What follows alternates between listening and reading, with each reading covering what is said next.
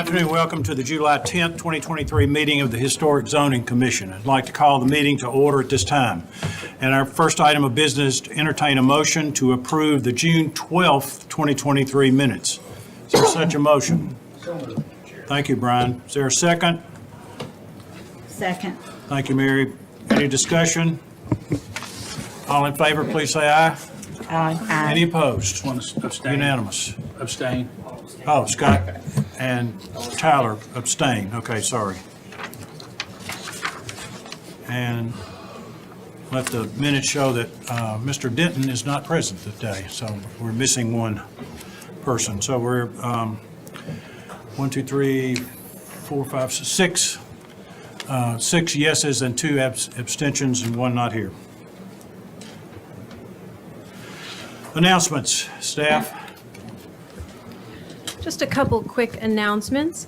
The next Design Review Committee meeting is next Monday, June 17th at 4 o'clock here in the boardroom. And the following June 31st, special DRC that will be at 4 o'clock here in the boardroom for City Hall architecture. The That is continuation July, of that right? process. I'm sorry, yes, July. Excuse me, what was the Is it the second date? 17th? You've been Let on me check the vacation, date. though. Kelly. Second date? I have been out for 2 weeks, so. July 31st and July 17th. I got the 17th, so 4 o'clock. Yes. Thank you, sorry. Okay, anything else? All right, are there any non-agenda items that need to be put on the agenda? Staff? Okay, then we're next is citizens' comments on items not on the agenda. It's open for Swanklin citizens to be heard on items not on the agenda. As provided by law, historic zoning shall make no decisions or consideration of action for citizen comments except to refer the matter to the planning director for administrative consideration or to schedule the matter for historic zoning consideration at a later date. So are there any citizens that wish to speak on items not on this agenda? Mr. Cameron. And if you would, just please identify yourself for the records. My wife and I, Jerry and Michael Cameron, 1315 Adams Street. We're here today because we have sent in numerous complaints about the property at 1309 Adams Street. No one has lived in that house in at least over 5 years now. And it's just hard enough to even get anybody to cut the grass. But now we've got 2-foot weeds growing out of the gutter. There's been a blue tarp up on top of the roof, and it virtually is gone. I remember one of the staff members went in there last year and came out about as white as a ghost and said he would never go back in there again because it was in such sad shape. My wife and I have invested over $750,000 in our 1315 Adams Street home. And we are old Franklinites, and it's just a shame that the city will not get something done about this property. It's frustrating to us, and we'd just like to push whatever it's going to take, get a petition, whatever it's going to take to get this property resolved, because it just keeps getting more and more deteriorated. There are skunks, possums, fox, you name it, coming in and out of the house and the barn both. The barn is just about to completely collapse. Shutters are falling off the house. It's a joke, especially with as many of the neighbors up and down the street have invested so much money. So we just take, some consideration here. We're willing to go forward with whatever it's going to take to get some sort of action on this piece of property. Because I've talked to one of the family members, and we just keep getting the runaround. And that's not what we think the historic board's all about, is to allow something like this. And Jim, I know you've taken pictures of the property. I've taken pictures of the property, just like I said, trying to get the grass to even be cut. And I've personally cut it numerous times just to make it look a little bit better. But that's not what this is about, because the rest of us have spent a lot of time and effort on our property, and we'd just like to see something done. Thank you. Thank you. Appreciate your time. Okay, are there any other citizens which comment on items not on the agenda? All right. We're going to couple of things. Number one, before we move into the actual items, number 6, which is the cell tower discussion, has been pulled from the agenda. So if the commissioners would note that, as well as anybody that's here to speak on that, it's not on the agenda anymore. And then we had a request to move item 7, which is the item at 306 Public Square, up to the first because of some family reasons. So if I'd like to entertain a motion that we move that up to item number 1, if I could get that. I'll make a motion to move item 8, 306 Public Square up to item number 1. Thank you, Scott. Is there a second? Second. Thank you, Tyler. Any discussion? All in favor, please say aye. Aye. Okay, we're ready then for number 7, which is consideration of alterations, window masonry doors at 306 Public Square. Thank you, Mr. Chair. The applicant has submitted a series of alterations for the building that you see on the screen.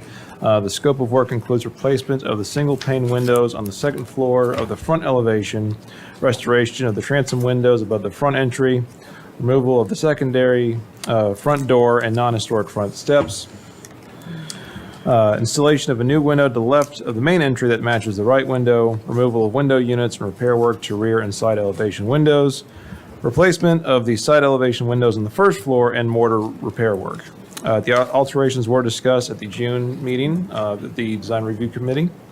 The masonry and mortar repair work and removal of non-historic alterations are consistent with the recommendations of the guidelines. The guidelines recommend to use photographic evidence when restoring and making alterations to a historic building. Pull that up. And here are 2 historic photographs of the subject property.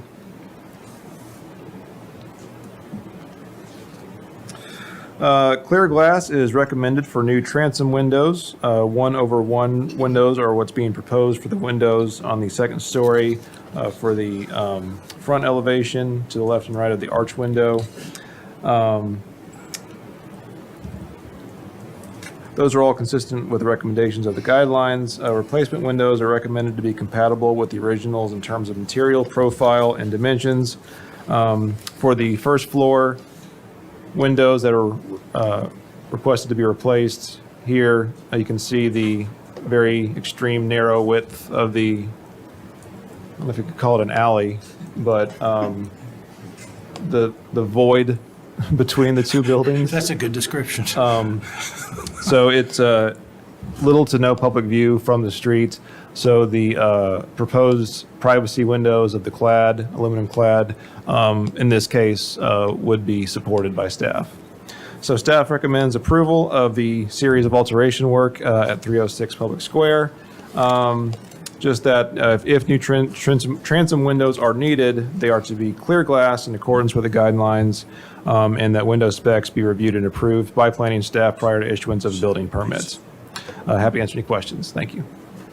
Thank you. With the applicant, please introduce yourself and comment.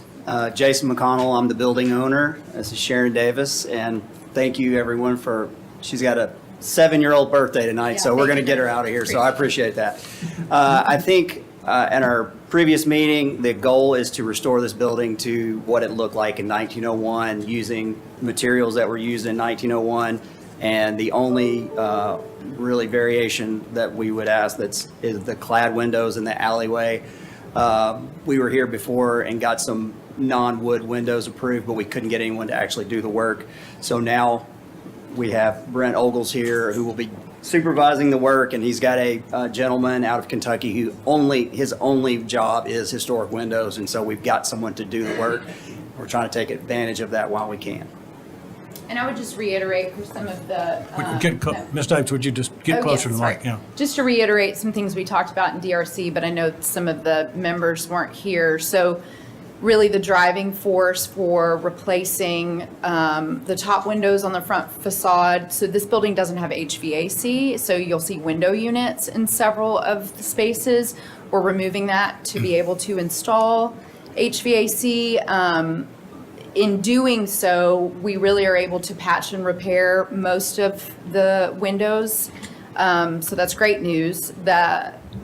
What we would like to do, the window on the left, that one there, We don't need to replace it, but we would like to, so that it will look better. Be the 1/1, just like it did, would be appropriate. Just, and then the transoms that we're talking about there too, they were once transoms, and they've just been closed up with wood for decades. So we'd like to return those. We did also discuss how that door, it was requested at DRC, maybe or suggested that that be returned to a window instead of a door. We're happy to do that. And again, to reiterate, I know everyone has the material in front of them, but the purpose of transitioning to an clad material in the alley is because so much water pours through those that there's a lot of degradation to the building as a result. So we need something that's not as permeable. That's the only reason we'd like to move to that material there.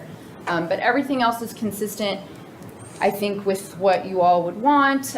We did, as requested in the DRC, bring some mortar to look at. It was a very interesting scenario. Usually we brought in a brick. We can't do that. There's no brick like this, so we weren't able to find anything, but Brent was able to match. So we've got that to be considered also. Okay, anything else? Are there any citizens who wish to comment on this application? Hearing none, we need a motion from the commission, and there are about 7 items that I've noted here. We can take them all together, or we can break them up. And I don't, if, that's fine with me. Okay, then let's have a motion. Move to approve, Mr. Chair. I'll second that. Thank you, Brian. Thank you, May I Scott. amend that to add staff conditions? With staff conditions. Thank you. Just for curiosity, so on the transit windows on the front, have you been able to determine if that's plywood been replaced, or is that glass that's been painted? Painted glass, So you can just scrape that off and, lightly, yeah. Save some money, maybe. And thank you for the historic photos. It's very Sure. interesting, and thank you also. They're fun to look for. to be Yeah, honest. well, I can imagine, it's Yeah. quite the journey. Well- But thank you also for being careful to preserve as much as you could. And I thank you for how you've outlined this for us, because it's really easy to understand, and sometimes, at least for me, I don't get it. But clearly, I understand what you're wanting to do, and I think My it's pleasure. great. It'll Thank be you. a great addition. Great, thank you. We hope Kathy? I have a quick question too about the elevation that's up on the screen right now. Yeah. You mentioned you were returning that secondary door to a window. Are there steps in front of it? Are the steps going away? What's the thought on the so steps? honestly, we were open to whatever.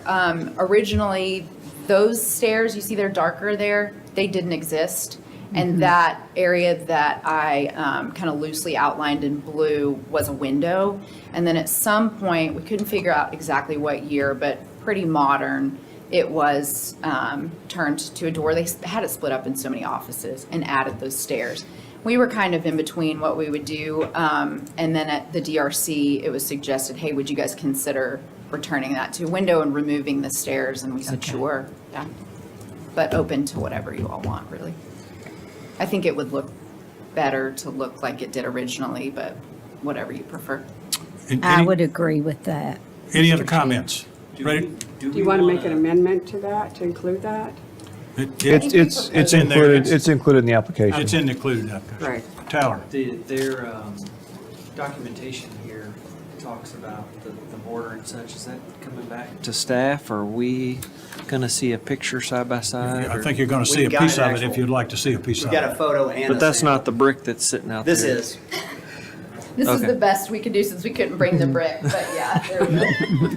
Yeah. Right. I don't know how much I trust pictures, but Sure. Well, Let me suggest, why don't we make an amendment and let staff yeah, approve that's, that, I just want to make sure that rather than us. if I'll they're make that comfortable. amendment, Mr. Chair, that the mortar come back to staff for review.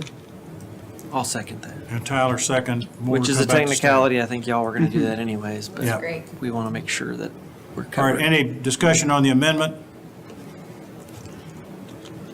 All in favor, then say aye for the amendment. Aye. Aye.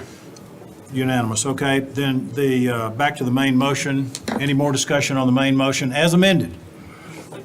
Then all in favor, please say aye. Aye. Thank you. Thank y'all very you. much. Thank you all again. Have a happy Thank you. birthday tonight. Schedule. Okay, now we're back to the original item 1, which was consideration of new construction at 1835 William Campbell Court. Joey? Yes, thank you. Just make this a little bit bigger on the screen here. If I can.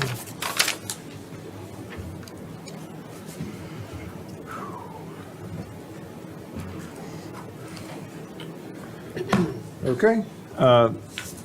The development plan for Magnolia Hall was approved on December 14th, 2021. That was prior to the adoption of the current Historic District Design Guidelines. This proposal, therefore, will be reviewed under the guidelines in effect at the time that the development plan was approved. The guidelines recommend that new construction is designed to be compatible in massing, height, proportion, scale, size, and architectural features of adjacent buildings, and that new construction complement rather than detract from the historic character of the historic districts.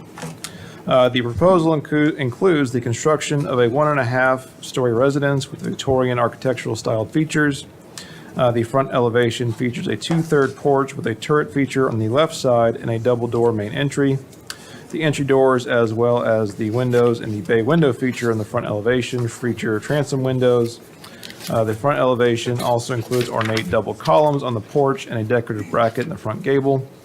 There is a dormer window on the upper floor in the front elevation with decorative pilasters. The dormer, as well as the small window in the front gable, have arch windows. All other windows are either 6/6 or 4/4 or 4/1 double hung windows. Sorry, 6/1 or 4/1 double hung windows. The guidelines recommend that height of infill buildings on newly created streets should be compatible with the building height on the nearest block face within the established historic district. This being kind of a very unique case, that would be essentially Magnolia Hall, the height of Magnolia Hall. New construction should be compatible with the massing, height, proportion, scale, size, and architectural features of adjacent buildings. The zoning ordinance states that new buildings within view of the historic building shall be similar in scale and architectural character within the historic building. However, the historic building shall not be emulated to such an extent that it loses its prominence. Rather than attempting to mirror the scale of the historic building, new buildings shall be subordinate in their perceived scale to the historic building. The proposed overall height of this structure, Lot 2, is 31 feet 8 inches. Magnolia Hall is listed at 33 feet in height on the streetscape exhibit. Previous exhibits listed the height of Magnolia Hall at 32 feet, so we just want to make sure which height is correct, either 32 or 33 feet. Regardless, the proposed height of Lot 2 is less than the 32 feet that was previously listed for Magnolia Hall. For the materials of the proposed new construction are listed as predominantly cement fiber siding with a 4-inch exposure, metal standing seam roofing above the turret feature, fiberglass composition roof, stone foundation, and brick chimney. The guidelines recommend that lap siding exposure should be consistent with that which is found on historic adjacent structures. The colors of the materials were not included in the application, but the guidelines recommend that matching the surrounding historic masonry and the width of the mortar joint, size, and scale of the bricks, colors, and texture. Specs on the windows were not specifically included in the application. The guidelines recommend that architectural details should complement but not visually compete with the character of nearby historic structures. As suggested in previous DRC meetings, the proposal should limit the use of ornamentation as to not directly compete with the Magnolia Hall mansion. While the overall design is simpler than the historic mansion, replacing the double columns on the front porch with single columns and removal of the pilasters from the front dormer would help the dwelling to not visually compete with the historic mansion. So staff recommends approval of the project with the double columns on the front porch being reduced to single columns, removal of the pilasters from the front dormer, show that 4-inch lap siding exposure is consistent with the property or modified to a 5-inch reveal, and that window specs be provided to planning staff prior to issuance of a building permit. Happy to answer any questions. Thank you. Thank you. Would the applicant please come and comment on the application? Yes, sir. Thank you, guys. Mike Hathaway, 906 Studio Architects. Appreciate the opportunity to be in front of you. Just want to clarify that we don't call it a turret anymore. The detail on that corner, we've lowered that, just, it's got a slope to it just to drain the water properly on that roof, to take care of that corner, rounded corner porch condition. We did simplify the ornamentation on the house with some discussions that we had with you guys at DRC. We've also modified the plan to make sure that we broke up that facade along old Boyd Mill so that it didn't appear as long on that facade. We've lowered the ceilings to 10 feet instead of 11, so we took a foot out of the height of the house. Excuse me. Which changed the overall height of the house as well. The 32 feet versus the 33 feet, when we double-checked the height of Magnolia Hall, we had not included the foundation porch of the house, so that's why it's additional foot higher than we originally had shown. And we've also removed transoms, as we had discussed in the DRC, and then we've reduced the height of the chimneys as requested. So we would appreciate your approval, and happy to answer any questions. All right, thank you. Are there any citizens which comment on this application? Hearing none, we need a motion from the commission.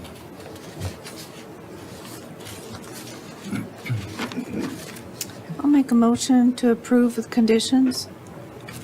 Okay, thank you, Lisa. Is there a second? Second. Scott? Thank you, Scott. All right. Comments? Mr. Chair, if I understand this right, the tallest point of this house will fall a foot below Magnolia Hall's main mass. That's correct. A foot, Okay. 4 inches. Yeah, Yes, ma'am. But when I you, think that I'm comfortable with that. when you consider the elevation additional 5 feet, it kicks it up to almost 37 feet, this house. This house is 37 feet. When you consider the elevation height, the elevation of the ground. The So grade, Oh, the grade of the ground. the grade. oh.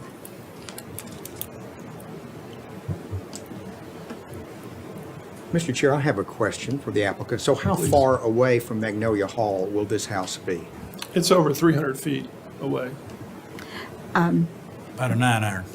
Then my question would be, compared to the houses nearest to it on Boyd Mill, how much taller will this house be? I don't have that Or answer. not be? Yeah, it's below. Most, like Boyd Mill directly adjacent, if you go to John Schroer's house and then down that street, they're a tall 1.5 or 2-story houses, so we're consistent with that scale. I don't think we're taller than any of those homes. You aren't taller? I don't think so. Okay. Other comments? I think, Mr. Chair, I agree with staff's comments in terms of some of the detailing. Yes. I don't particularly have an issue with double columns. I think because of their spacing, it seems a little dense. I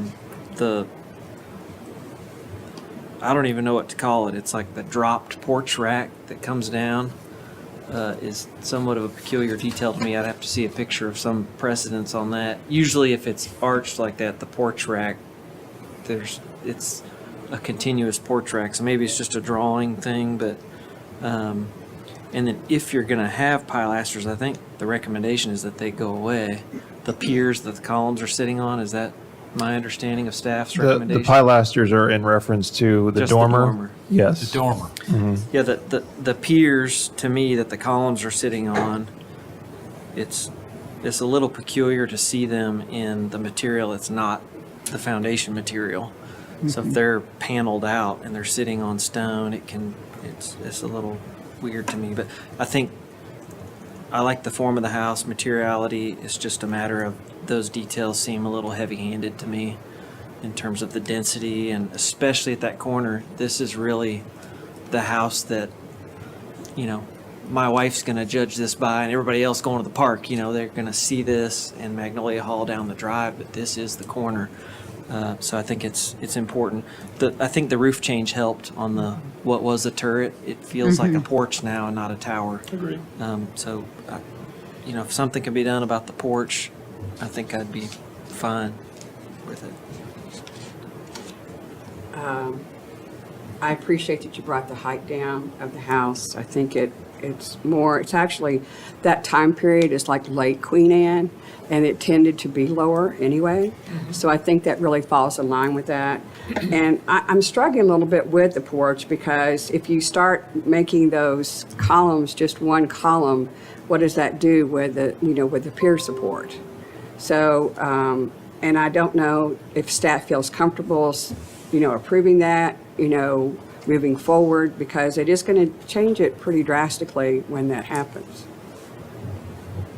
Well, we would sure appreciate if consideration of the commission would be to work with staff on that detail. We prefer to do that than to have require another meeting.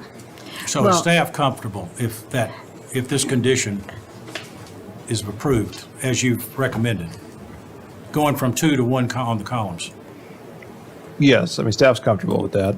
Oh, Mr. Chair, if you look at the inspirational photos, there's double columns on the ones that are adjacent to the entry, and then they go to 1, and then the base is much more light-handed. Yeah. Which, if that's something that Tyler is trying to say, I would agree. Yeah, I think those bases they feel like, actual bases for a column instead of a big pedestal, which is paneled out, can tend to look a little manufactured in terms of a historic detail, whereas this picture at 224 4th Avenue South, the last picture, you can see they have that pedestal, but it's in scale with a single column. It feels like an extension of that base of the column. So if you could do single columns with a base similar to that. The other thing that scale-wise, this kind of railing and baluster thing that's happening on 224 is very low. And on your drawing, it looks like a code rail, which is drawing that pedestal up, because I know the detail running the rail in is not that easy. But if you're not that far out of the ground, I mean, Yeah, we're 18 inches, so. you might not have a rail at all. All right, do you want to make an amendment to describe what you just got through It's saying? already in here, sort of. They're asking for a single column, but I don't think they're going to go to a single column on the same base. So we're still talking about the original motion, but With an alteration to Yeah. the base. that's what Ms. Besser was saying, was like, Yes. how's it actually fine. going to look, though? If you could amend it, maybe with 224 as the example for us to look towards, that, Well, you have one column on one side of the door on a single base that looks smaller. So if you just used that across the rest of the porch.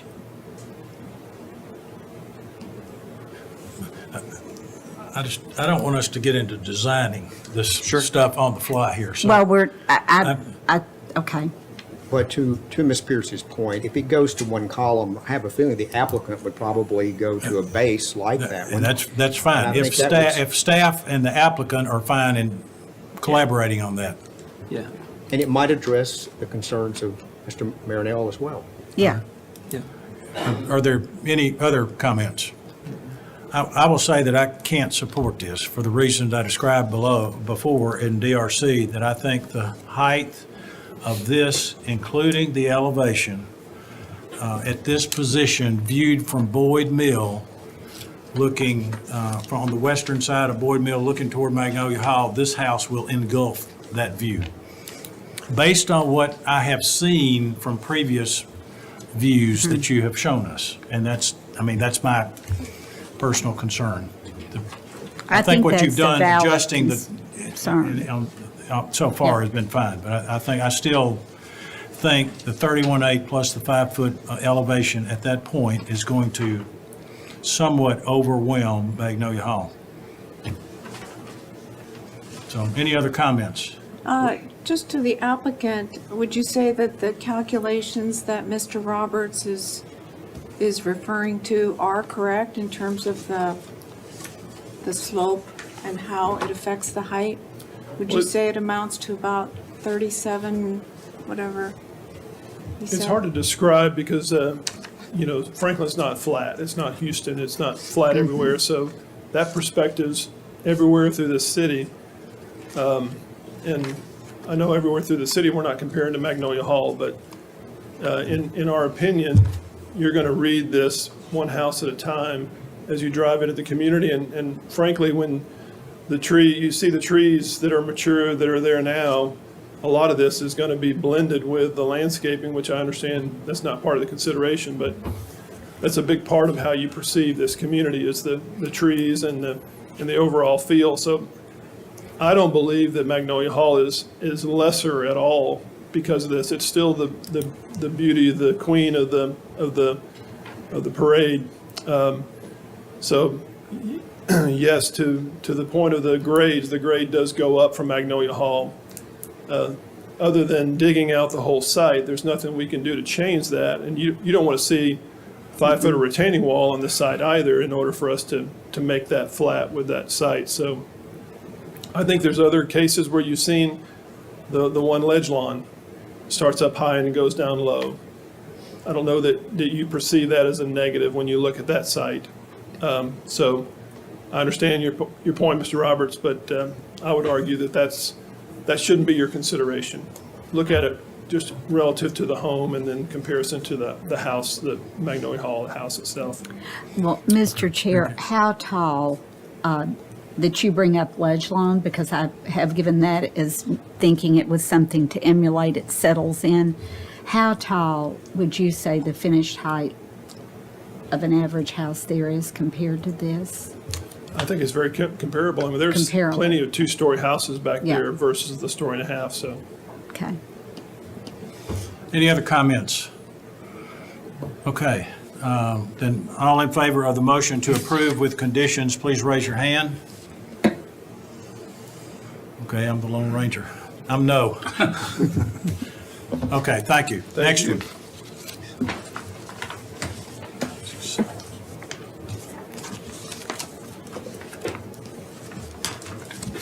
Is 1837 William Campbell Court. And this will be Joey again.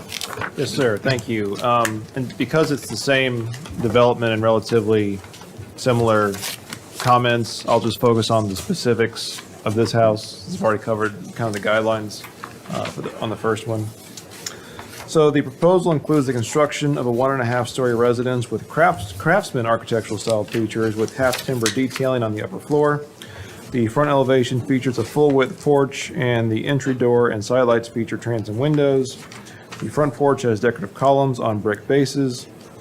There are 3 roof dormers on the side elevations, and all windows, as shown on the elevations, have 6/1 or 4/1 profiles that are in keeping with the craftsman style. The proposed height of this property is 31.5 feet as listed on the elevation. Magnolia Hall is listed at 33 feet in height on the streetscape exhibit. We've already addressed the 32 versus 33 feet of Magnolia Hall. The materials of the proposed new construction are listed as predominantly brick, cement fiber siding with a 4-inch exposure, cement fiber panels, metal standing seam roofing above the front porch, fiberglass composition roof shingles, brick foundation, and masonry chimney. Guidelines recommend that lap siding exposure should be consistent with that which is found on adjacent historic structures. Colors were not included in this application, and specs on the windows were not included as well. The guidelines recommend that architectural details should be complement but not visually compete with the character of the nearby historic structures. The design features detailing that is consistent with the craftsman style but does not visually compete with the Magnolia Hall historic mansion. So staff recommends approval of the project with the following: that 4-inch lap siding exposure is consistent with the property or modified to a 5-inch reveal. Window specs are to be provided to planning staff prior to issuance of a building permit. And happy to answer any questions. Thank you. Okay, are there any citizens which, we want to let Mike first. I'll be quick. Mike Hathaway, again, 906 Studio Architects. Again, we lowered the ceilings to 10 feet from 11 feet. We've simplified the details. Being a craftsman naturally kind of simplifies those details. We had a turret element on this house at one point. We've removed that.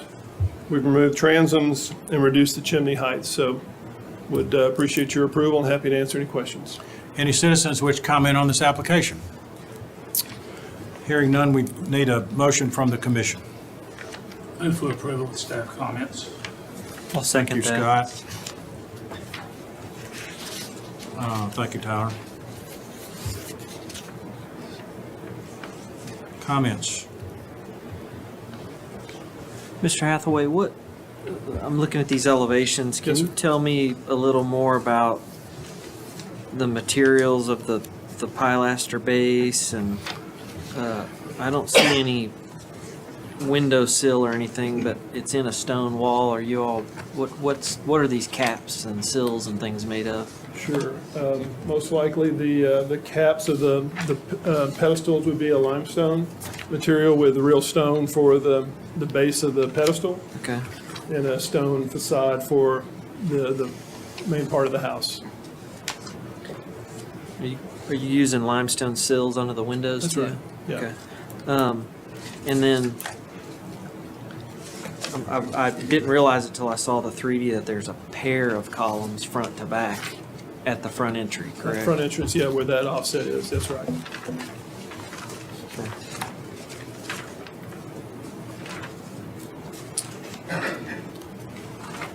Other comments? My comment would be that I think the columns are heavy-handed again on this one, this house. Would you feel comfortable if we remove the panel? Is that what's making it feel heavy-handed? Well, I'm just looking at the inspiration photos. Sure. And 121 Lewisburg looks like it's more compatible with kind of the character of this neighborhood. So stone has, just because, has turned out to be not always the most successful material these days. You know, it can be. And so I feel like with the stone and then putting it as heavy as it is on the foundation, then on the base of the columns, I would like for it to have something that read a little, I don't know what quite the word is. Just, it feels over-articulated. That's what I'll say.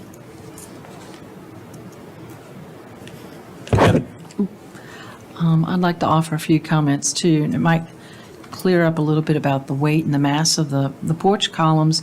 You reference on your images the residence at 217 4th. The upper column, the wood portion is tapered. I think if a tapered column on top of a stone mass would add a little bit of less mass to it. I don't mind the stone at all. I think it adds more of a craftsman look to it. So that would be my recommendation, to maybe taper the wood portion of the column. We are definitely open to that. We didn't do that just out of the desire not to bring more attention to it because it's such a unique column, but if that's the desire of the commission, we're open to that. I'd like to comment on that. I believe the guidelines say that you can't have tapered columns. So I think that's what you're dealing with here. And so I realized they're trying to create something, and the taper is your typical craftsman look. Right. And so you've done something that's simplified, trying to give a nod to that. Right. And I know that was the case in the past. I didn't know if the new guidelines Yeah. had that same comment, but I think that's right. I don't remember. Anybody else? Okay, I'm going to say what I said before. This one is 31.6 for the house on its foundation, plus a 4-foot elevation grade. And if one looks at the site plan from these first three houses, 2, 3, and 4, looking from Boyd Mill, with the elevation, I think it's going to impact the view of Magnolia Hall. And I'll leave it at that. So, any other comments? Ready to vote then? All in favor of the motion to approve, please raise your hand. All against, please raise your hand. 5, is that right? 4 and 4, 6 to 2. 6 to 2, pass. All right. thank you. Ready for the next one. 1839, William Campbell Court.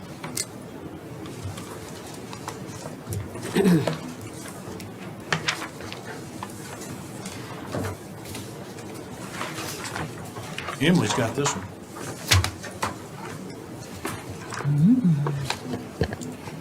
Thank you, Mr. Chair.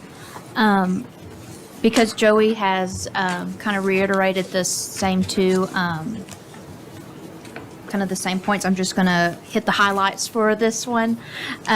So this proposal includes the construction of a 2-story cross-gabled residence with Tudor architectural style features. The entrance and side lights are recessed under a covered stoop. A 3-bay window is located to the left of the entrance, along with a singular window on the far left of the front facade. To the right of the entrance, there are 2 windows with transoms. A wall dormer with 2 windows is centered above the 3-bay window. Centered in the gable is a singular window. The front elevation also features ornate double columns on the porch. The rear elevation features a singular gable with a window that is centered on the upper story and a window and a door on the main level. 4 gables along with 17 windows are located on the left elevation, while 3 gables, 13 windows, a chimney, and 3 garage doors are located on the right elevation.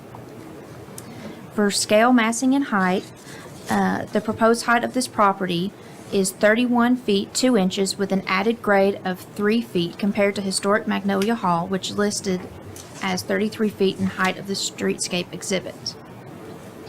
For the materials proposed of this new construction are listed as predominantly brick, wood siding with a 4-inch exposure, cement fiber stucco board, metal standing seam roofing above the 3-bay window and garage doors, fiberglass composition roof, limestone veneer foundation, and a brick chimney.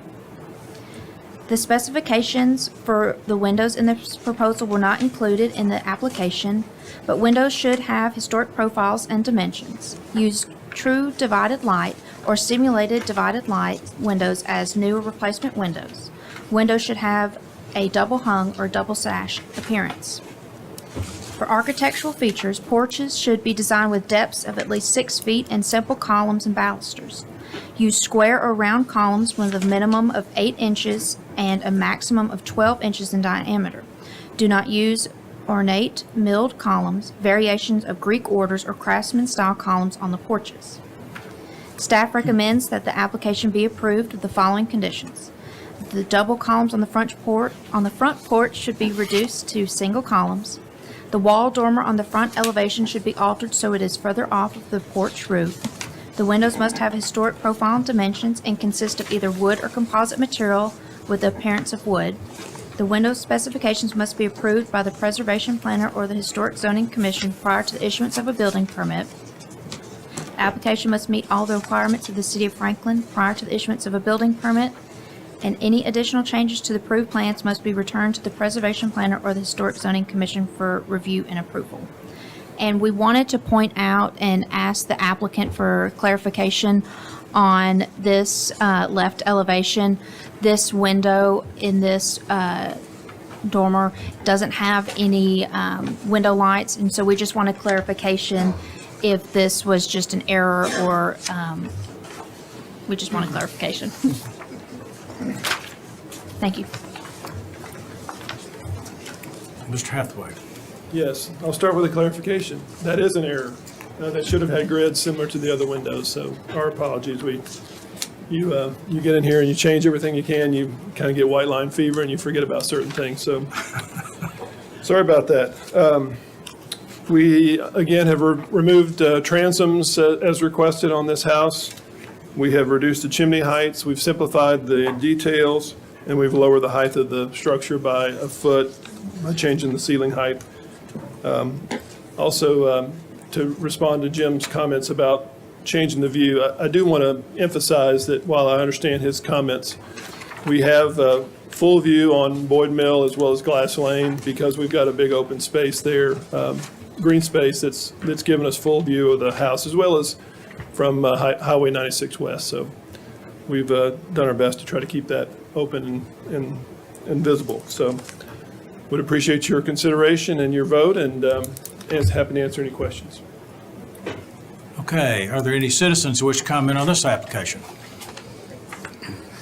All right, hearing none, we need a motion from the commission then. Mr. Chair, I'll move to approve with staff conditions. All right, thank you, Brian. Is there a second? I'll second that. Thank you, Kathy. I would like to begin discussion, though. So on the elevation that we're seeing currently on the screen, to the left of the two double columns, is that going to be siding or is that supposed to be brick in that space? You see where it's white, it's just blank? Oh, right there on the porch? Your key says it's stucco. It says stucco cement, stucco fiberboard. Yes, I believe that's stucco with a timbered look. You might get more clarification by looking at some of the 3D views at that corner.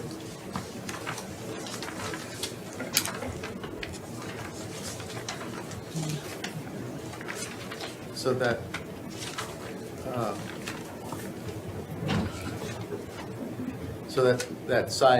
small side gable, that terminates the porch. When it wraps around the corner of the house, it terminates into that small gable. That is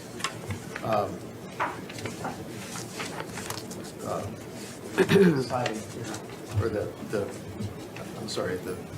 stucco, the hardy stucco material.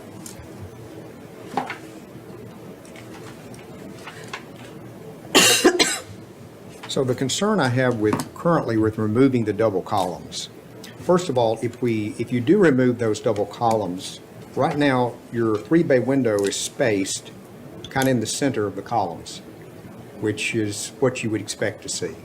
Right. But when you remove the column to the left of the one in the middle, will it also give you the same symmetry as distance between the two columns to the left? Yeah, I would anticipate we would need to relook at that, but most likely we would remove the two in the center of the left bay, those two in the center, and keep the centered triple window in the middle, as is shown. So if you were to remove the two inside columns from that, Correct. what you have between columns, would it be roughly the same distance as the 3-bay, between the Yes. 3-bay? Yes. So are you wanting to do that or not? Well, that's the question. So if you, here's aesthetically, to me, if you remove both of those columns, you have a large white space. You have brick and then the stuccoed space and then a single window. I don't know, the double columns might actually add something to this one. Is the only, because of the way it's configured. Sure. You want to make an amendment? I'll amend the motion to keep the double columns. All right. Is there a second? I'll second that amendment.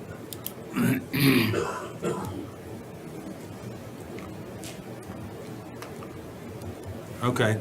Susan wanted to make a comment. I sure do. I'm looking at the elevation that we had last month, and there's a balustrade in this elevation now, and there was not in the elevation from last month.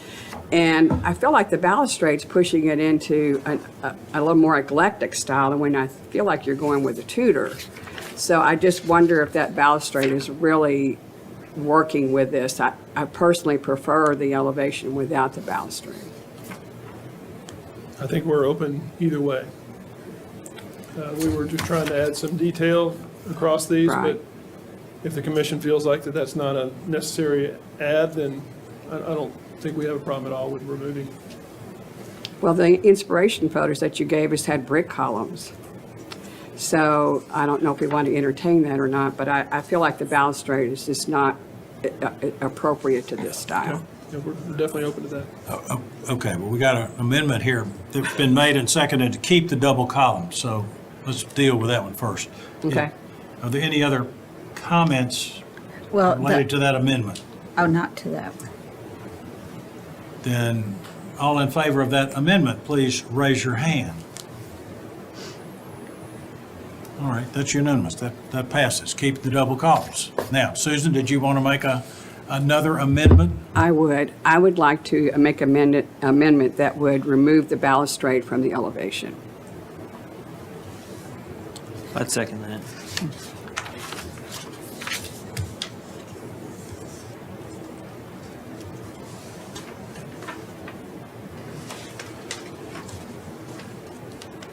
Okay, and Tyler seconded. Any discussion on that amendment?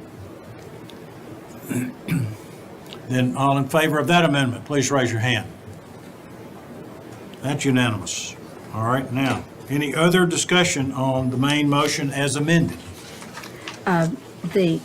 The windows on the brick portion where the front door is, are those dividers just messed up because of the artwork, or Yes, ma'am. they're Yes. not different? No, they should Okay. be the same. And then the other question, you took the transoms off, but there's still a transom over the front door.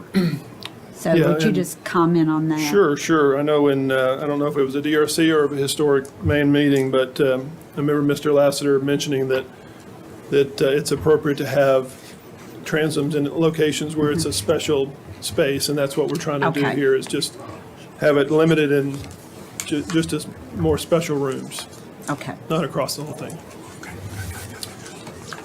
Mr. Chair, I just have one question for staff, and this relates to condition number 2. So the wall dormer on the front elevation should be altered so it is further off the porch roof. Is there clarification as to how far off the porch roof? So the guidelines state that it should be, I believe, 30 inches off of the front wall. And so we just want to make sure that that is, covered within the guidelines. Mr. and in Hathaway, the you have a application. comment on that? Well, visually, we feel like in this case, we're the 30 inches off of the porch roof for sure. So it's set back enough where it doesn't look like a wall dormer. And we believe how it's interacting with that porch roof is going to make an attractive, appropriate looking look. So we would prefer to keep it like it is, but again, if the commission would like for us to change that, please let us know.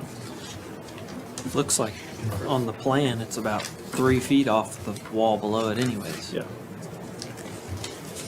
Susan, I don't have any comments. you just look like you're about I to did. pounce. I'm good, thank you. Okay, any other comments then? Okay, and this is just more a question. On the front door, the side lights, and then the door, that just doesn't look typical to this style house. And since the side lights end at a different level than the door, I'm just asking, is your eye going to run to that? It does on this drawing, but it may not. I mean, that door's recessed in that opening, so in our opinion, it doesn't. It just gives Okay. more natural light into the space, Okay. so that's why we've shown it that way. And this 2D rendering kind of threw me off when It I first can. saw it. Yeah. Because you don't realize that's a stoop that actually comes out that forms that arch. That's right. And the window is recessed behind that. I don't know, or the door and the transoms. And I think it's shown better in that 3D rendering. That's right, it's set back. Yeah. Got it. Any other comments then? Are we ready to vote for the main motion as amended? Mr. Chair, can I ask a quick question? Yes, sir. Relative to the dormer, I don't know that we, I know there was some question about it. If we are 3 feet back from the wall below, as is requested, is that not compliant versus what we've been asked to move it back even further? But your drawing supposes that to be the case, right? Correct. Okay. Anybody want to comment on that? Staff, do you have any comment on that? If we're 3 feet back Just from the to- roof below?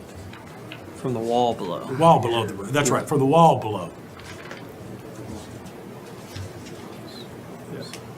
There's a jog in the wall on that porch is why it's that way. It appears like it's sitting down in the roof. The roof below sits on top of the other roof. Correct. If you look at the second floor plan, you can see the walls dashed in below. Yeah, that porch roof is Right riding there. up on the other roof. Yeah, you can see it the side elevation too.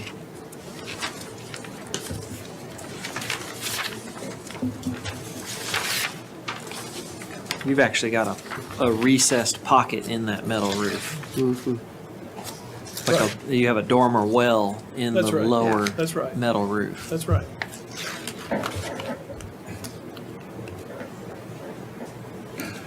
This perspective looks like, okay. Yeah. Okay, any other thoughts on that? I tend to think that's problematic. I think that it should be set back, that we shouldn't have this well, so to speak, because perspective, the way you're seeing it, it looks like they're, like what what Tyler mentioned. It's sitting on this shelf, so to speak. So, and the guidelines read that it shouldn't be right on the wall, that it actually should be set back. So I think and I think in terms of the scale, if that is moved back, it'll help the whole scale of this drawing, quite frankly.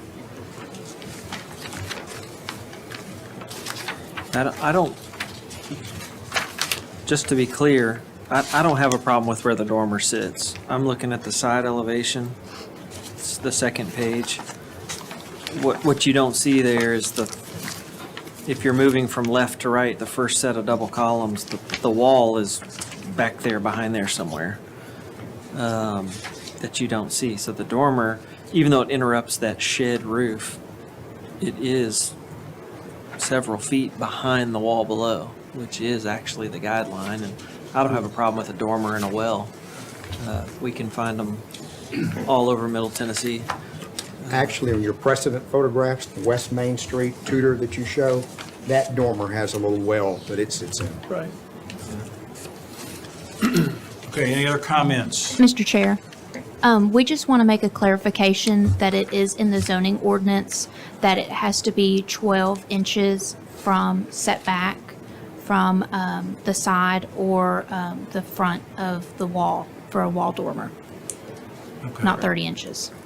From the side, well, it's certainly from the side, so is it Yeah.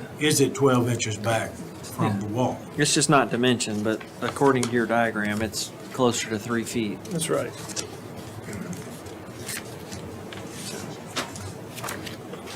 All right, are we all clear on that? I think so. All right, then we're ready to vote on the main motion as amended twice, wherever my notes are. Here they are. So, all in favor of, and I will say this, I'm going to support this one because it sets back. It's number 3 on the line there, and I think that it's a little bit less in height. And I think once you get past those first two, the view of Magnolia Hall from the southern part, the western part of Boyd Mill, I don't think this house would interrupt that view if the other two weren't there. I'm sorry to ask one more question because this dormer still, I'm not sure I'm clear on it.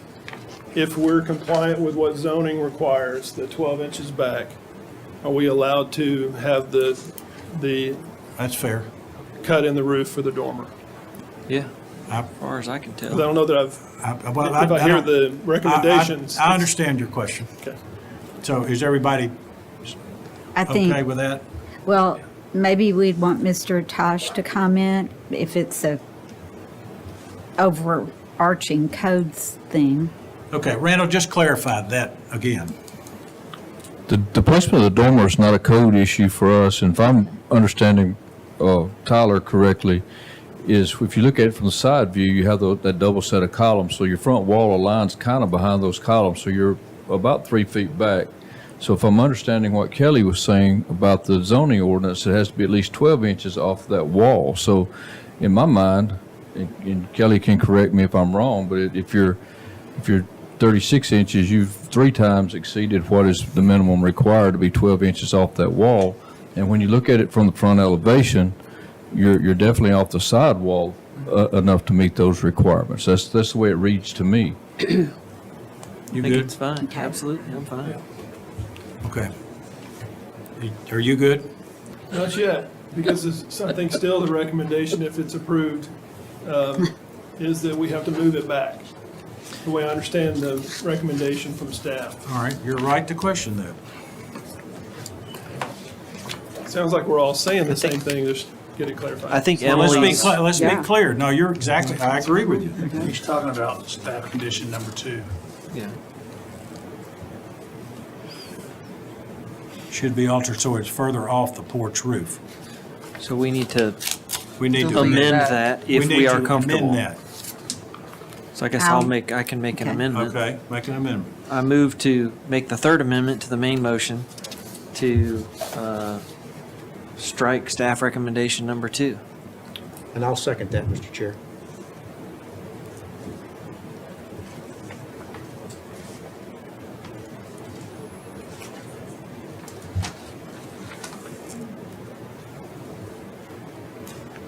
Tyler and Brian made the second. Any further discussion on that? Does that clarify it for you? Look lives. All good. All in favor of that, please raise your hand.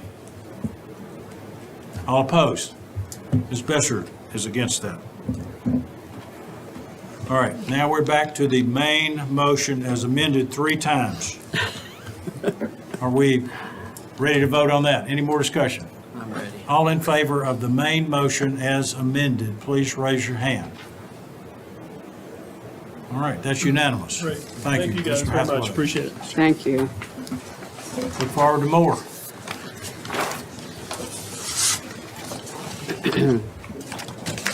Okay, we're ready for the next one, which is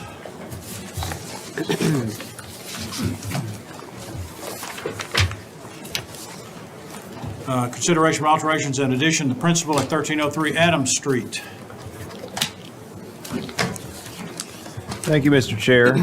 The applicant has submitted an application for a proposed rear addition of the principal structure for the residence located at 1303 Adams Street. The addition includes a side-loaded garage that is located behind the historic home. The home itself is a gable and wing frame house with a 2/3 porch and does have older additions that are believed to be more than 50 years in age. Overall, the design, placement, materials, and fenestration of the proposed addition are in keeping with recommendations of the guidelines.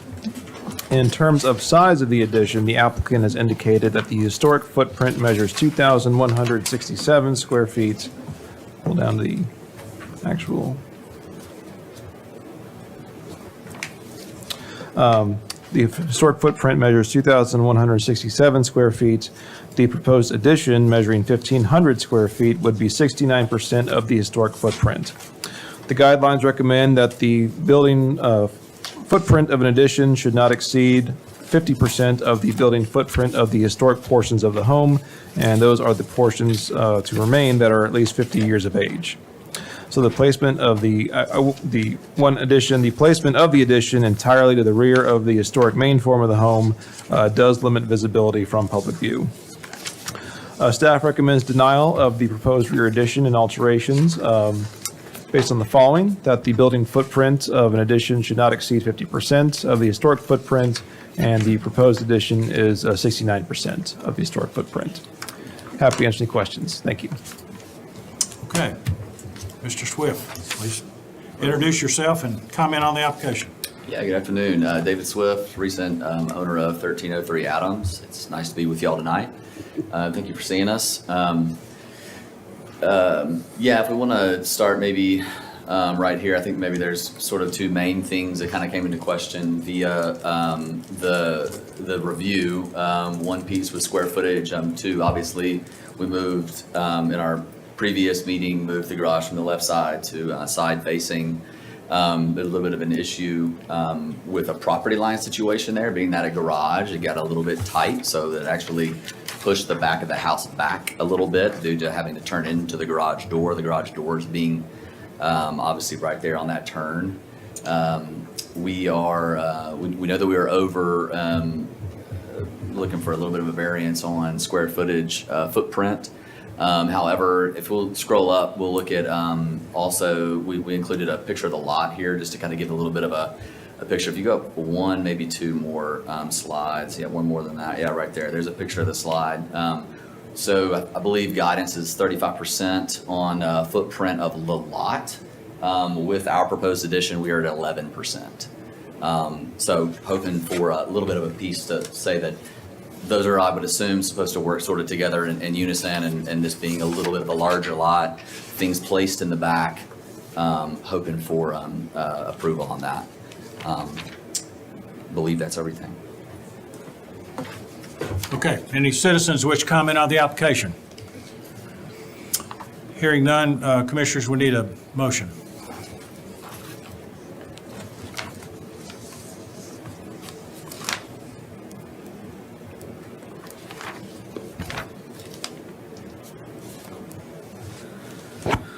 Mr. Chair, I'll move to issue a certificate of appropriateness for 1303 Adams Street.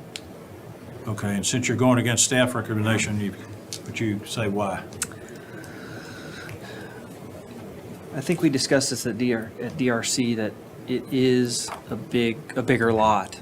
And I think their initial proposal of coming out the side was, would have maybe been less square footage, but it would have suffered in other ways in terms of the kind of the silhouette of the original house. So considering that they were willing to move it to the rear, which required a little more square footage, I think because it's only, the drawing says 10% of the lot, 11% of the lot, and, you know, our allowables are 35, I think it's reasonable to think that we might allow them to go over on this particular lot because of that. Okay, is there a second to Tyler's motion? I'll second. Thank you, Mary. All right, discussion. Mr. Chair, I will not be able to support this due to the overage of the square footage. All right, thank you. Susan, is there other discussion? Well, I have a question for the applicant. It seems that in DRC, and I may have misunderstood, I realized when the garage was moved to the rear, that the square footage came down to like 55%. Has something changed between DRC and today? Yes, sir. Yeah. So when we actually, after that, when we had moved it over, we actually revisited the site.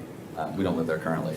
And recognized that it was close to the left property line, that turn was not going to be appropriate to actually get the cars in. So a piece of the reason that for the increase is making the garage larger for larger garage doors to be able to make that turn. So that's a piece of that, and then the back of the house just kind of accommodates that piece just to go with it, because that's a kitchen, very functional, kind of high-profile piece of that. And so kind of pushing it sideways, we had to elongate the back of it, and that drove the number up. And I have to agree with Ms. Besser. When we do like even 69% against the guidelines, when other people come to us in the future, they're going to, it sets a precedent that I have trouble with approving. So in that, I can't support this either. Other questions or comments? I think I'm right. There won't be a lot of visibility from Correct. the historic district. And that would be the reason that I would, which we've done in a few cases, provide leniency. I agree with, you don't want to set a precedent if this were on a corner, absolutely not. Or if you got large views of it driving down the historic street. But I don't think that's the case. I mean, it wouldn't hurt my feelings if it could come down some more, but. Sure. All right, other comments? Ready to vote then. All in favor of Tyler's motion to approve this as shown, then please raise your hand. All opposed, please raise your hand. Okay, it's defeated 5-3.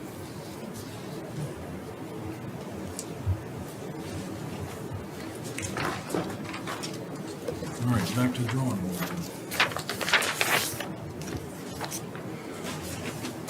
Okay. Next item is consideration of,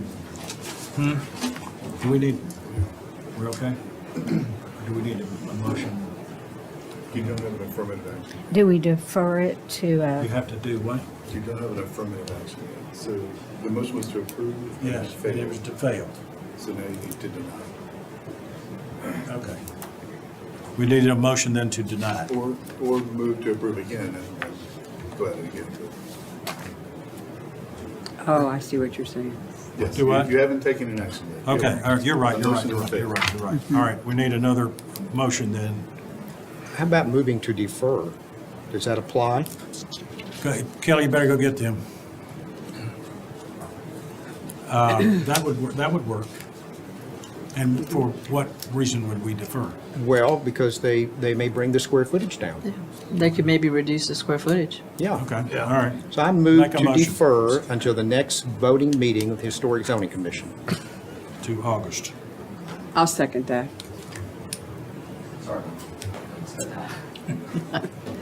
We have news. All right, Susan. I'd give it up on you. Okay, we don't need any discussion there. We're going to move to motion to defer this to the August meeting. And you can come to design review, if you so choose, with another idea. Okay. Possibly reduce the square footage so that you would lower that difference in the percentage. Yeah, tweak it. All right, all in favor of the motion to defer? Kelly has something. If you'd like to attend the next design review committee meeting, we will need to know tonight, so, because the agenda goes out tomorrow. That's for next Monday, July 17th.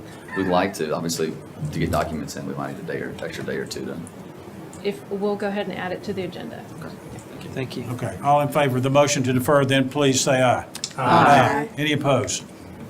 Okay, we'll try again. Thank you. Thank you. Thanks for catching that. Okay, consideration of alterations, awning and signage at 99 East Main Street.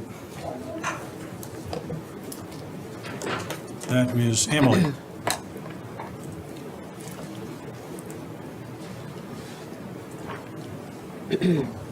Thank you, Mr. Chair.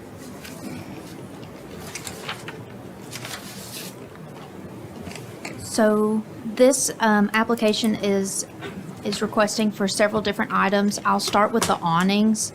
The guidelines recommend that awnings should cover only the storefront, display windows, or transoms and fit within their openings.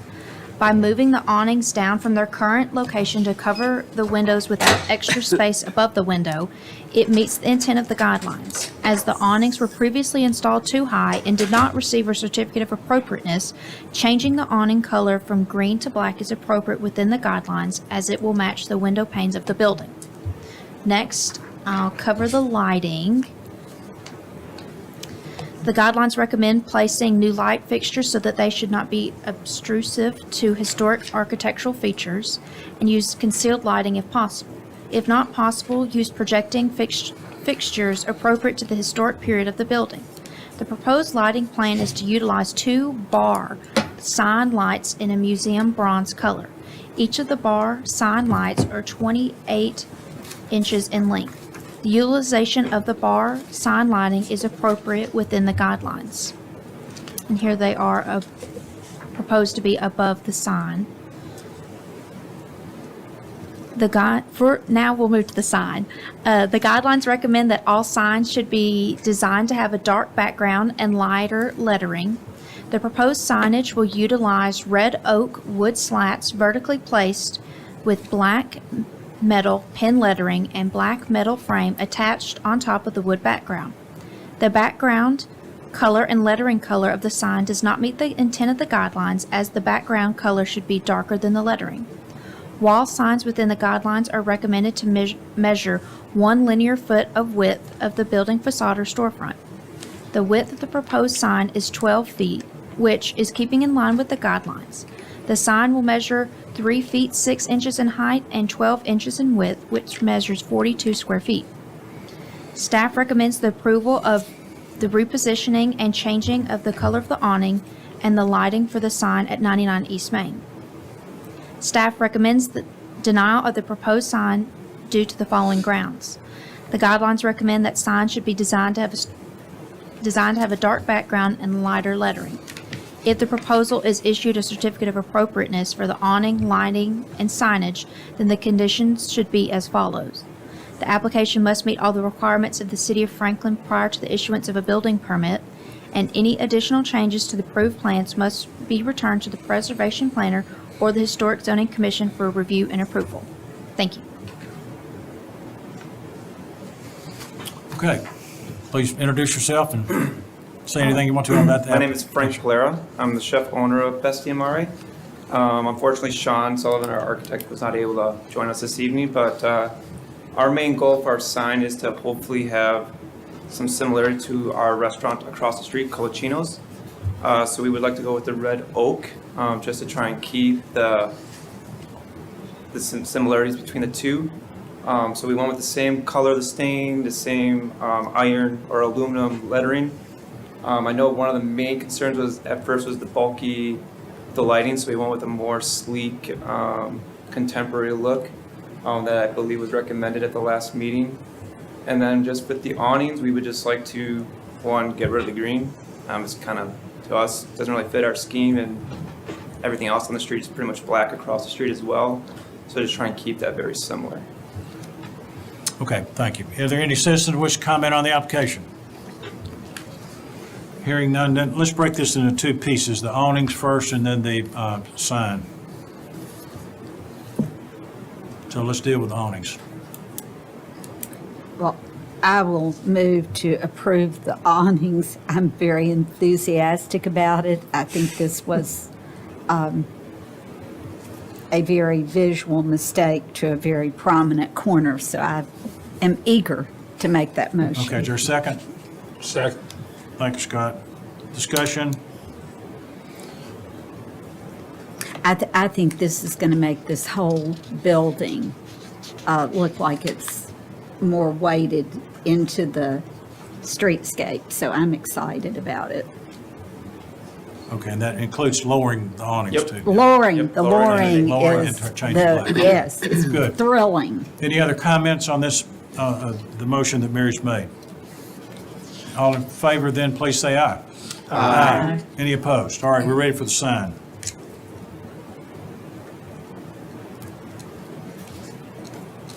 Someone. I'll make a motion to approve the sign as presented, and my reason for going against the staff recommendation is because it is consistent with other signs in the general vicinity. Is there a second to that? I'll second that motion. Thank you, Scott. Comments? I just wondered if there was an opportunity to do some kind of vertical signage on that corner where the street light is, just because I feel that where it is high. That would be my only reason, just for, In addition to or in lieu of? if both are allowed, it could be both. All right, well, let's deal with this one that he's got Okay. first. Okay. Okay, any comments on the sign as proposed? I'd like to see if staff might be able to bring up a Google Street View of looking at this building that actually shows the First Farmers Bank in the background. And while they're looking that up, I'll state the reason for that. If you look at the First Farmers Bank, the letters are actually on the brick of the building, and the brick forms the backdrop. Yes. You know, in the past, where this building is concerned, the board has kind of established kind of a look for that building. What we see on the restaurant across the street, that's the Harpeth Square, a separate building. Correct. And I'm wondering if it wouldn't look more appropriate if you just had the letters on the brick. I think it would do two things. I think, first of all, it would continue the sign kind of standards we previously set for the building. And the next, it wouldn't cover up those architectural details of the soldier course that's below the window and above the window. So there's your soldier course. So if your letters were kind of in between that, and then if you pan back toward First Farmers, and then zoom in, you can see their letters are just on the building. I'm not saying white. I mean, there might be another color choice, but you can see the swooshes, they're in gold. But I think that would kind of harmonize what's in that corner and might be a better choice. Well, I would support that in this particular building, and to me, at this particular building, I would support the dark lettering. My counter to that is, I don't think it will show up as well. You need a lighter color on to show up in that spot in this sign that is proposed. I think you've got to have a lighter color, and as Brian said, I'm not proposing white, but I'm something that's a lighter color. I know across the street, we don't really have any issues with lighting. We have that recessed light above it, and it kind of shines down on the lettering and stuff like that. So it's very subtle and very, I think, very classy. So that's why we went that route. Well, I understand. Unfortunately, it's not. But I'm trying to talk about the building where you're going. I understand what you were trying to do is the brand is virtually, is very similar. But what Mr. Laster has said, to put the letters on the brick is the appropriate way to treat it on this building, I believe. And that's what I would support. So I do commend you for changing the lighting, because the lighting was too heavy. Those three big gooseneck lights were overpowering. So I would, let's see.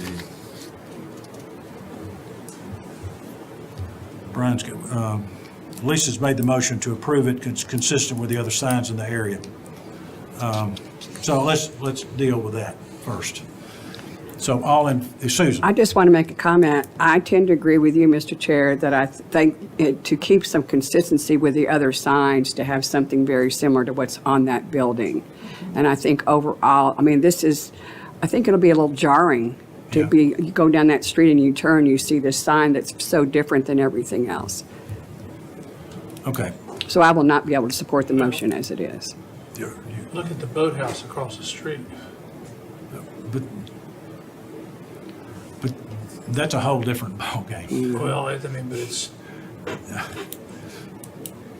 it does, I mean, to me, it's, but I'm kind of believe it is consistent with the signing in the areas, from my point.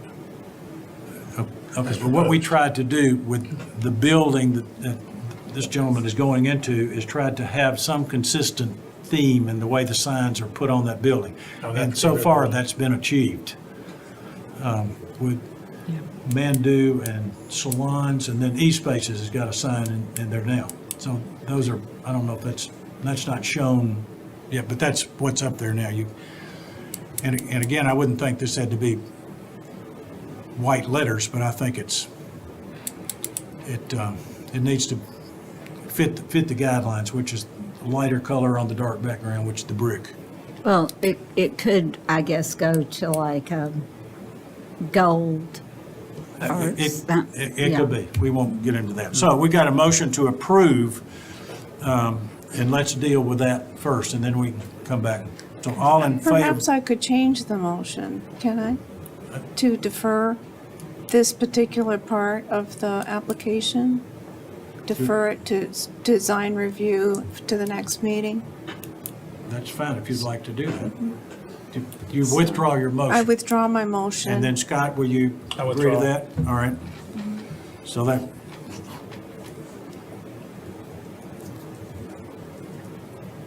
All right, and Scott, would you agree to second the motion to defer?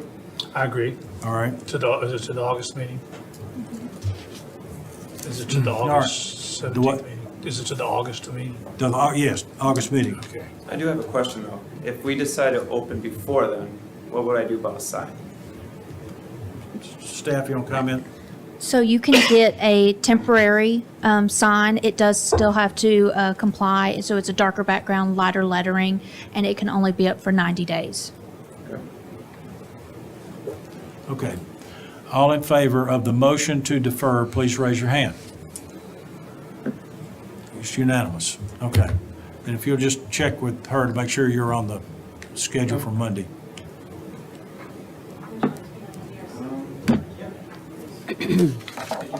And then just a word to the applicant, this will give you an opportunity to take into consideration what we've discussed and come back with some other ideas. I wasn't at the previous one 3 weeks ago, but wasn't it very, I thought it was okay to do the same wood and stuff like that to keep the, that's what I was interpreted by my architect.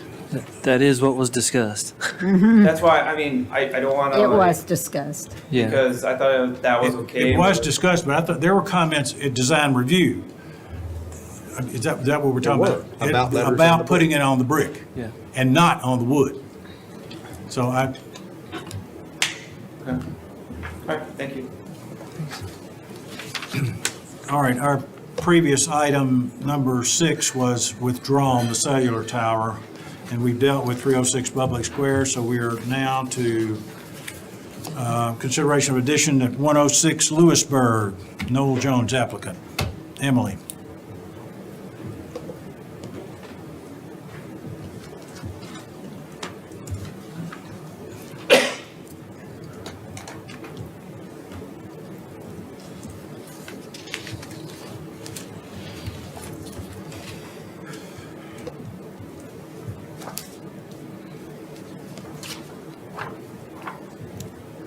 Thank you, Mr. Chair. The property at 106 Lewisburg Avenue is in the Lewisburg Avenue Historic District and was constructed in 1915. The proposal includes an addition to the rear portion of the building to serve as a garage and bonus room.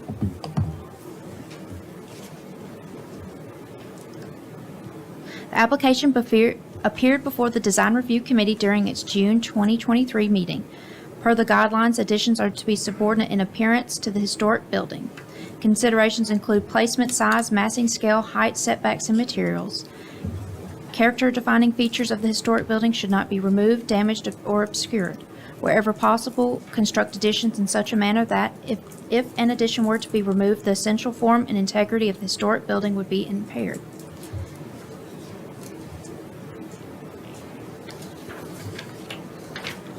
The guidelines state that additions are to be compatible with the historic building, yet clearly identifiable through the use of differentiating methods such as roof breaks, wall insets, wall offsets, material changes, and lower eave lines. A combination of these methods should be considered based on the specific context of the building and site. Additionally, one should use lap, weatherboard, or clapboard siding for frame additions. Lap siding exposure should be consistent with that on the adjacent historic buildings. The materials for the addition to the principal building will be wood siding with a 4-inch reveal, which meets this guideline due to the principal building being composed of wood siding with a 4-inch reveal. The addition will also utilize arch shingles that will match the existing house. On the right elevation, the proposal includes the utilization of a garage door on the bottom level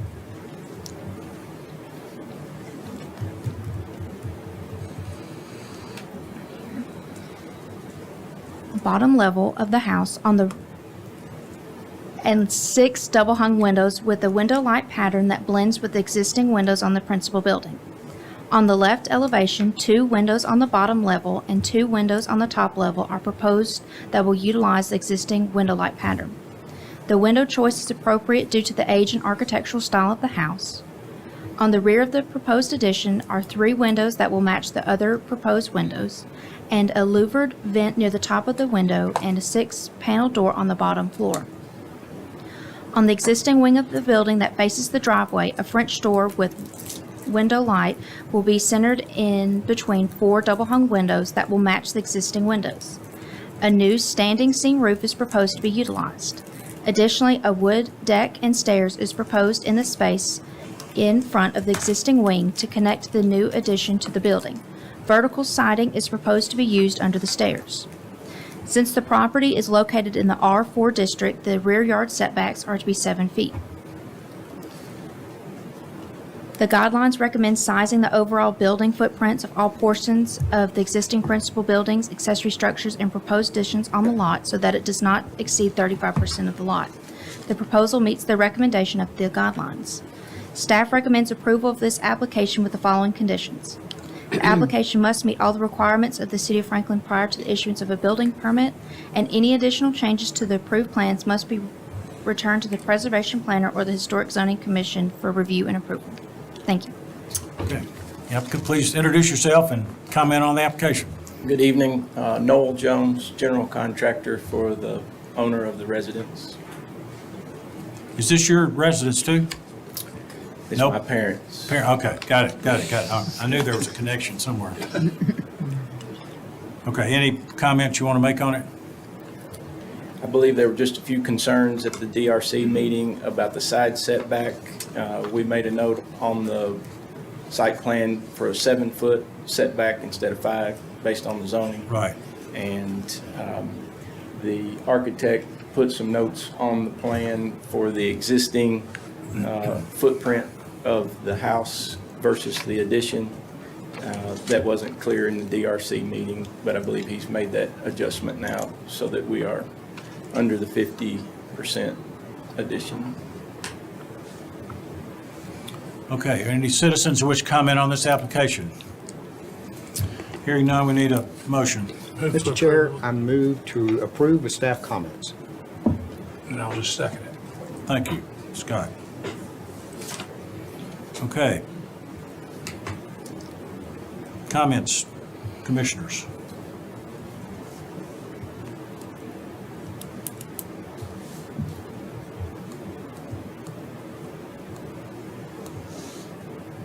Everybody's silent. That means we're ready to vote, I guess. I think it looks good. Could it be? All in favor, then, please say aye. Aye.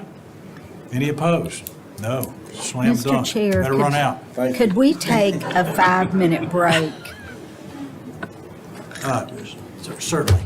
Ms. Pierce has requested a 5-minute break. Break. We will do so and come back at 20 till 7. We're adjourned for 5 minutes. We've been here an hour and a half, so.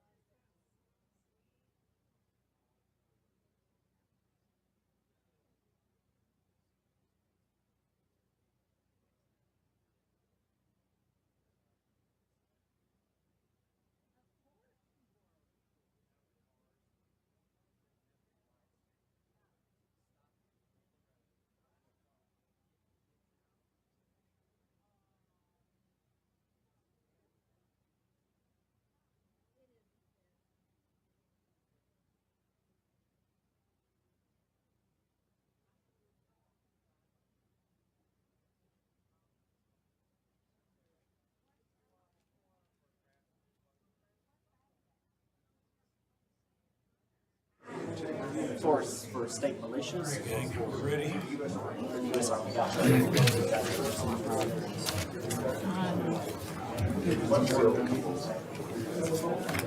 I have 3 children. I call them ISIS, Al Qaeda, both of them.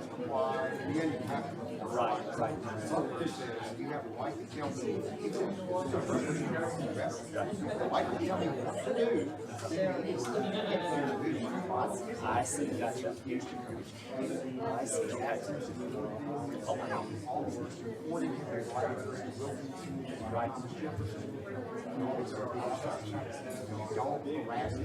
exactly. Let's get back at it. Thank you. Thanks for sharing. We're back. Good call. Thank you. It just felt good to stand up. Do what? It felt good to stand up, Jim. Just a minute.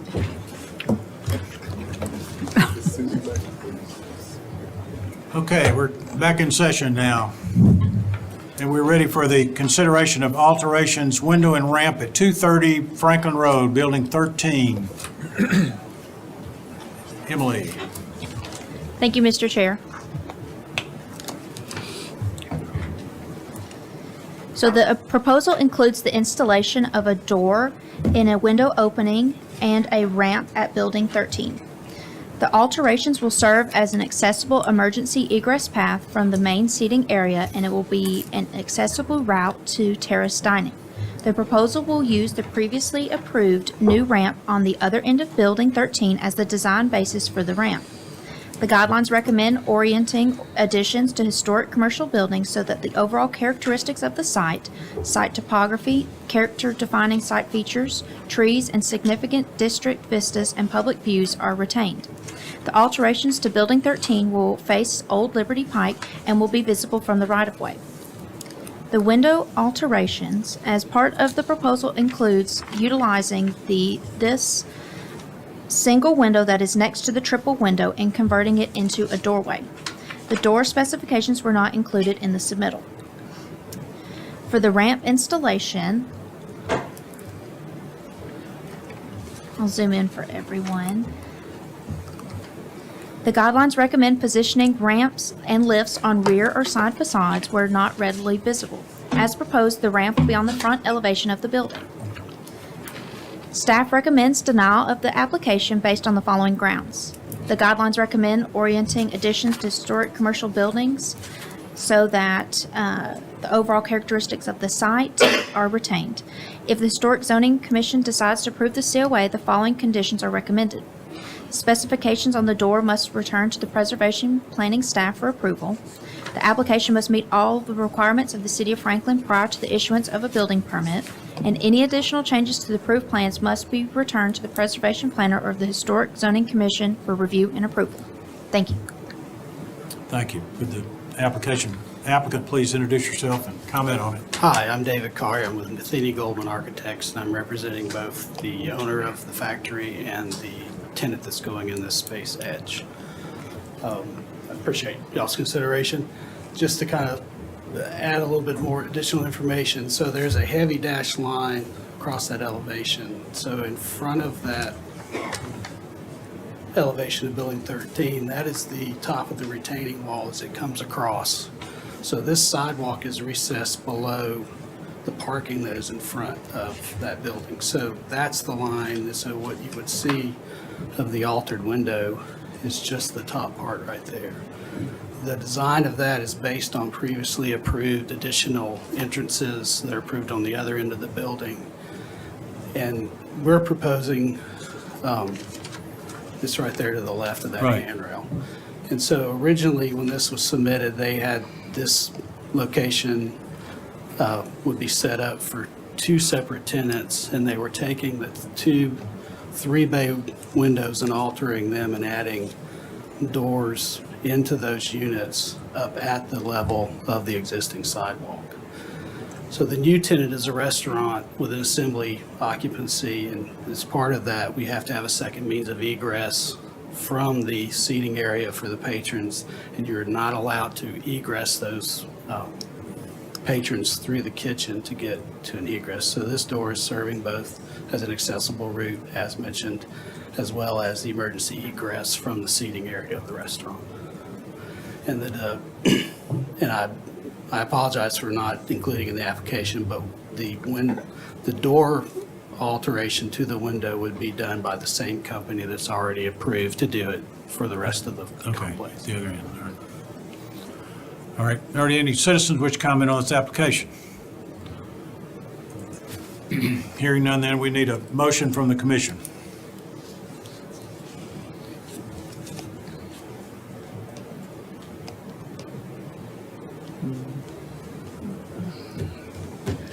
Mr. Chair, I move to approve a certificate of appropriateness for the changes as outlined. And my reasoning for going against staff is that we had previously approved 2 openings and alterations to windows on this facade. And I think it reduces the amount of interruption to the existing historic fabric to do it this way. Okay, thank you. Is there a second? Second. Thank you, Miriam. Comments? Mr. Chair, would that motion be with staff conditions? Yes. If approved? I'm sorry, with what, Kelly? With staff conditions if approved. On the staff report, there are 3 conditions if the Historic Zoning Commission decides to approve the certificate of appropriateness. Oh, yes, okay. Yes. Got it. And just a couple of comments to support fellow commissioners in this is that what we're seeing in the ramps hidden behind that retaining wall, I don't think the public will ever see it from the street. I would agree with that. After looking at it today, even with all the construction going on over there, I don't think you're going to see any of that. So there's a photograph that's looking from the street back across the parking lot that I included that kind of shows the view that you're speaking of. Well, what was in the submittal is taken a few months ago. It doesn't look quite like that today. So looking from Liberty Pike, anyway. Yeah, so that's right in front of it in the parking, but if you go across, there's a later image. There we go. And if I understand it, we're actually preserving a couple of original windows. They're not being Yes. altered No. as a result. That's right. So that's from across the street, and that would be the window there. Right, which- but that's somewhat different view now, as of today, it's cleared out, all that landscaping, so. But you're below you're looking below, so I don't think it's going to impact it. All right, any other comments? Ready to vote then. All in favor of the motion to approve, please say aye. Aye. Any opposed? Good, thank you. Thank you. One question, as far as staff comments, will those be made available in the meeting minutes? Yes. Okay, thank you. In fact, if you'll come up here, you're still to do the same thing. That's good. All right, the next item is consideration of alterations canopy and fence barrier at 230 Franklin Road, Building 3.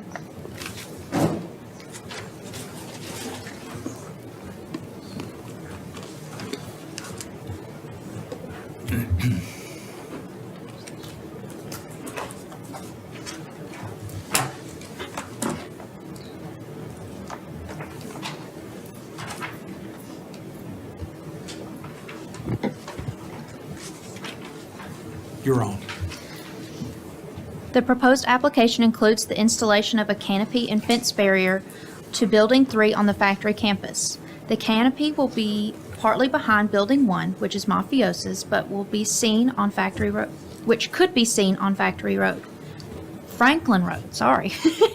The project materials will consist of steel posts, reclaimed brick, black metal railings, and roofing materials that will be consistent with what has been previously approved at the factory campus. The project materials are consistent with the guidelines and state that design details or ornamentation details should be compatible with the historic building and the district. No alterations to the existing windows to create a doorway are included in the scope of the proposal. The guidelines recommend avoiding adding canopies to historic buildings where they did not exist historically. where deemed appropriate on rear or secondary facades with minimal visibility from the street, size and place new canopies in locations that respect the design of the building and do not obscure architectural features or detailing. Canopies should be proportional with and complementary to nearby buildings and canopies. Staff recommends denial of this application based on the following grounds. The guidelines recommend avoiding canopies to historic buildings where they did not exist historically. If the Historic Zoning Commission decides to approve the COA, the following conditions are recommended. The application must meet all of the requirements of the City of Franklin prior to the issuance of a building permit, and any additional changes to the approved plans must be returned to the Preservation Planner or the Historic Zoning Commission for review and approval. Thank you. Thank you. Would the applicant please introduce yourself and Yes. comment on the application? Yes, Scott Wins with Anecdote. I'm the architect on the project. This is Greg Gamble with Gamble Design Collaborative.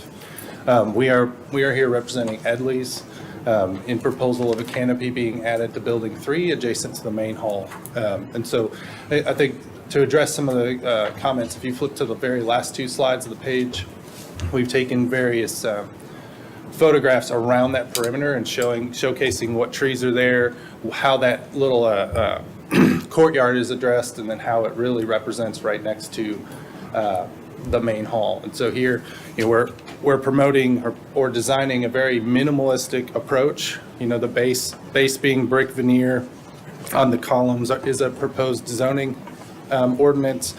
And then we are proposing for the roof to be corrugated. And so it's a corrugated metal to match the base building and all of the existing canopies around it.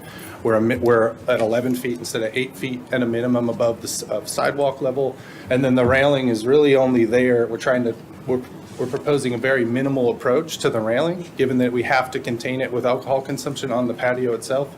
But again, the design is there. We're trying to distill it down to its essential elements and try to make it fade away as much as possible. Okay. No. Hi, my name is Greg Gamble, and I'm the landscape architect for Holiday. I am here tonight to talk a little bit about the context of restaurants in this really unique courtyard. Holiday would like to have restaurants that really kind of start to activate the exterior experience of the factory. It's not just about what happens on the inside anymore. It's what happens on the outside as well. I have the approved site plan, landscape plan. I know that this is not something that you review, but it really helps to better understand the context. Do you mind if I hand this out? That'll be fine.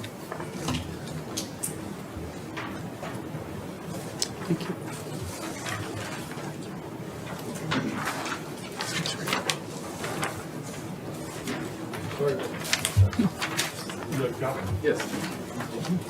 Thank you. Thank you very much. Lovely.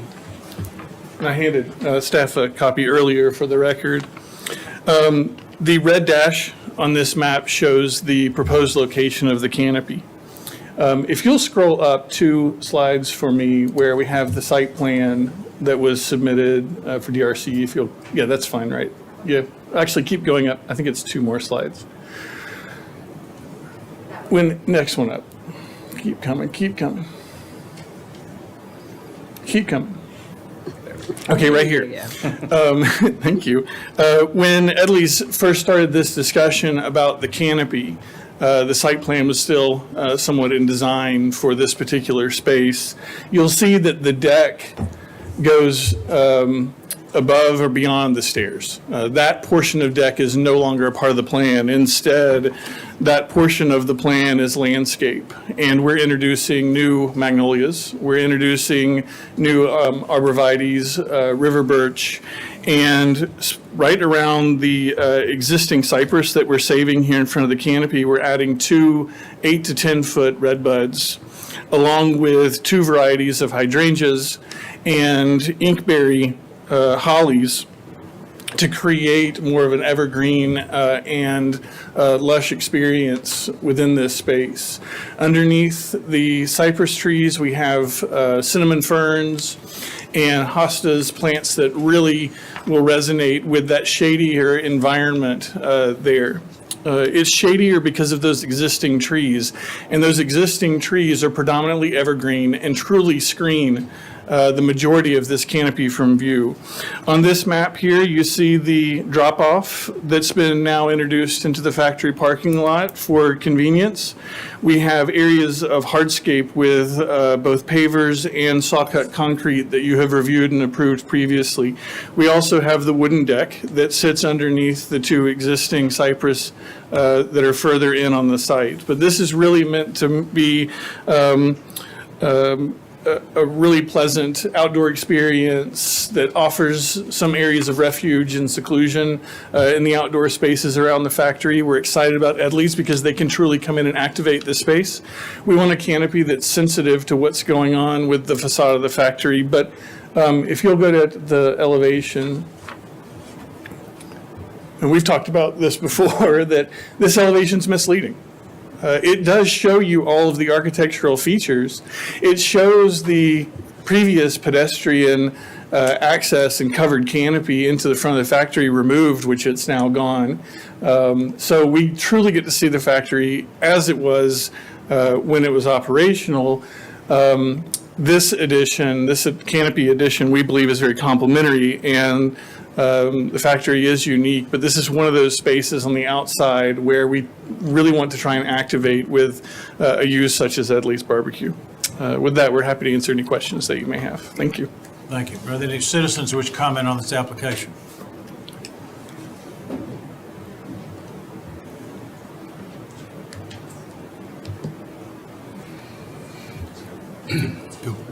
Just identify yourself, yeah. James Blair, Nashville, Tennessee. I know I've spoken to this commission before. Thank you, Mr. Roberts. Thank you, commissioners. I'm all for the wonderful work that the factory is doing, and the programs, the holiday properties, and Greg Gamble have taken for the future.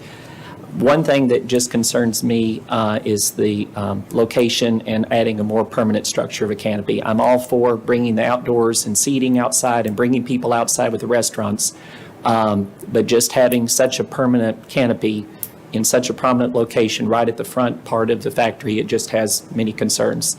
I'm not sure about the overall size, if it's about 40 feet by 18 or so, the way it appears, whether it's around 720 square feet. Maybe Mr. Gamble, they can speak to more of that about square footage and how many people would be seating there. But just kind of adding more of a permanent structure. I love the nature aspects, the adding more trees, but just kind of the permanent structure on the front of the factory. I know they're doing a great job of trying to keep it minimal. I just want to kind of preserve, hopefully, as much of the original factory front facade character as much as we can.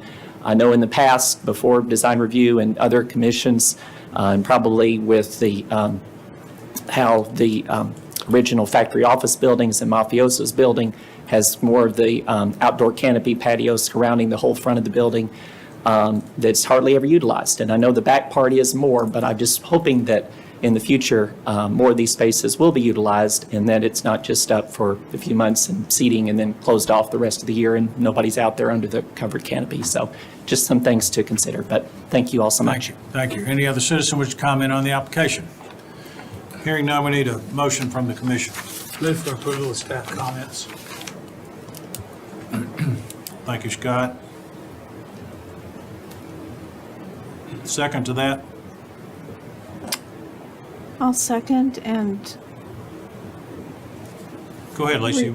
were you going to explain why we're going against the? Oh, yeah. Oh, you want me to explain one? I've spoken about the factory district before. This is a new evolving district, and I think that by placement of this, even though it's the front of the building, it is pretty much excluded from Franklin Road view. That there's outdoor eating is very popular in Nashville in this area, and I think when you can provide more options for people in dining, that they will attract more people to the factory to help the factory survive and move on.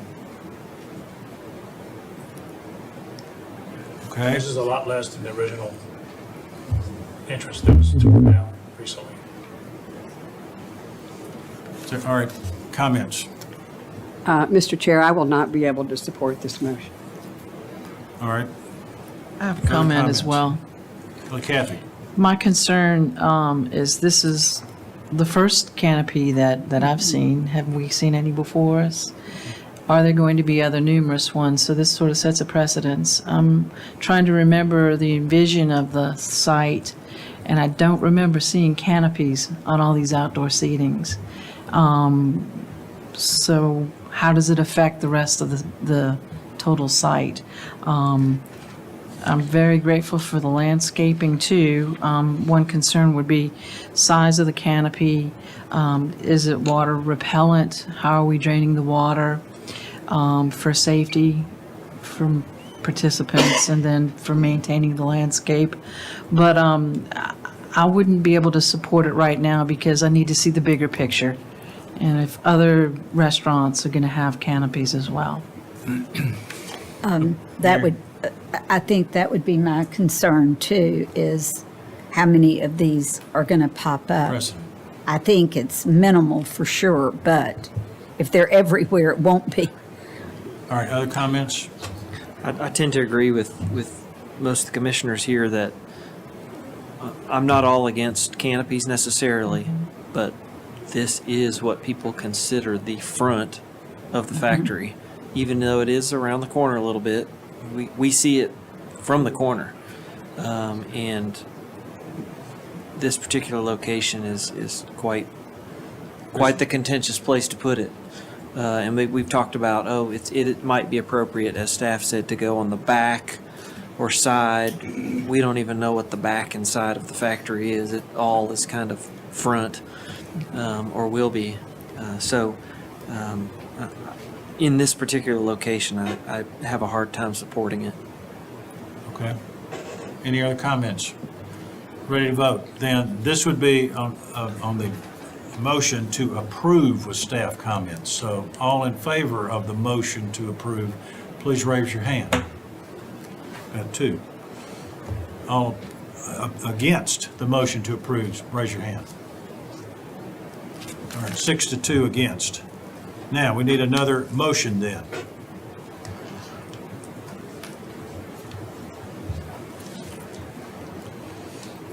Go ahead. Mr. Chair, I move to deny the application. All right, Brian, is there a second? I'll second that. Tyler, thank you. Comments?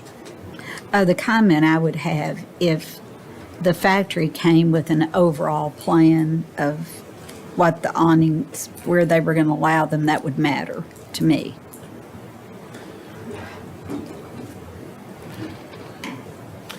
And Chairman, I know you have a motion on the floor, but given a deferral, we might be able to bring a map back to you at DRC or for the next meeting, but we'd love to have that opportunity to have this discussion further. Of course, we can deny it, and you can come back next month and we'll start all over again. Sure, if we have a similar design, I'm not sure that our design will change very much. But we can do a, I'll withdraw my motion and defer instead defer to the next voting meeting of the Historic Zoning Commission. And I can unsecond. okay. Brian and Tyler, then motion to defer. All in favor of the motion to defer, please say aye. Aye. Any opposed? All right, that's unanimous. Thank you very much. Thank you. We'll see you again. All right, next item is the alterations canopy and signage at 230 Franklin Road, Building 14.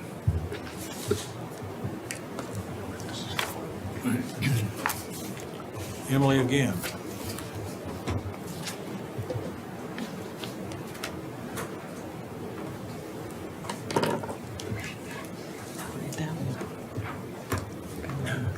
Thank you, Mr. Chair. The application includes the proposal to install a canopy in the existing location of a non-historic canopy that received previous approval for removal in April 2023 and 2 signs.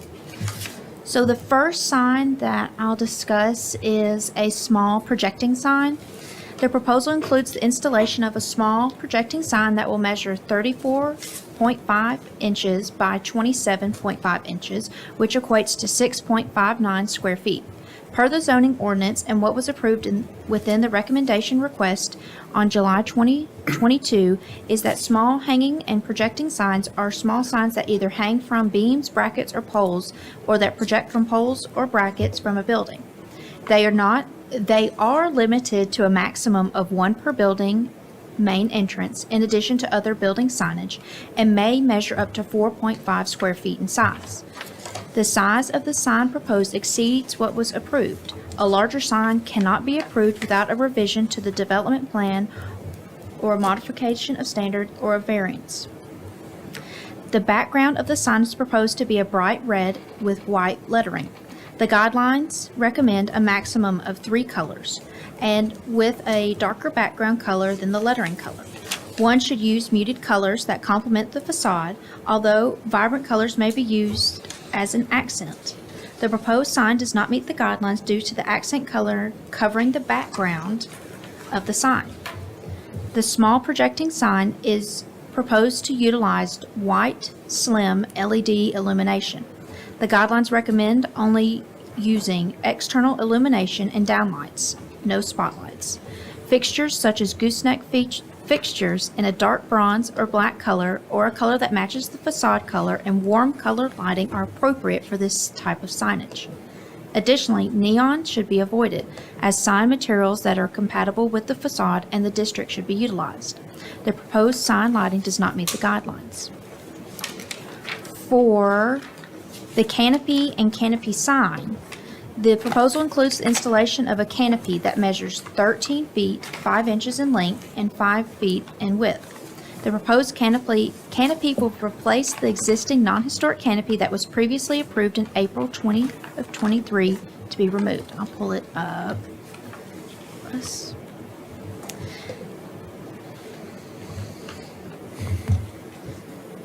So the photo here on the left, it was the one that was received approval to be removed.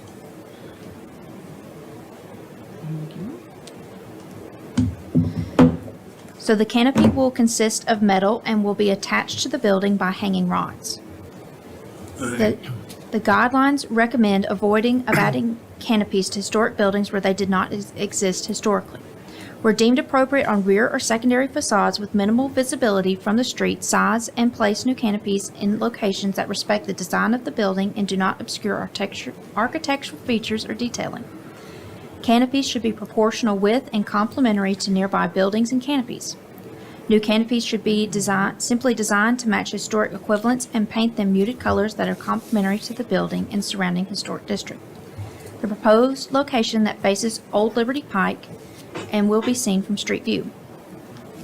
The proposed sign on the canopy will measure 29 inches in height and 97 inches in width, which equates to 19.53 square feet. The application shows that the sign would measure 14.4 square feet.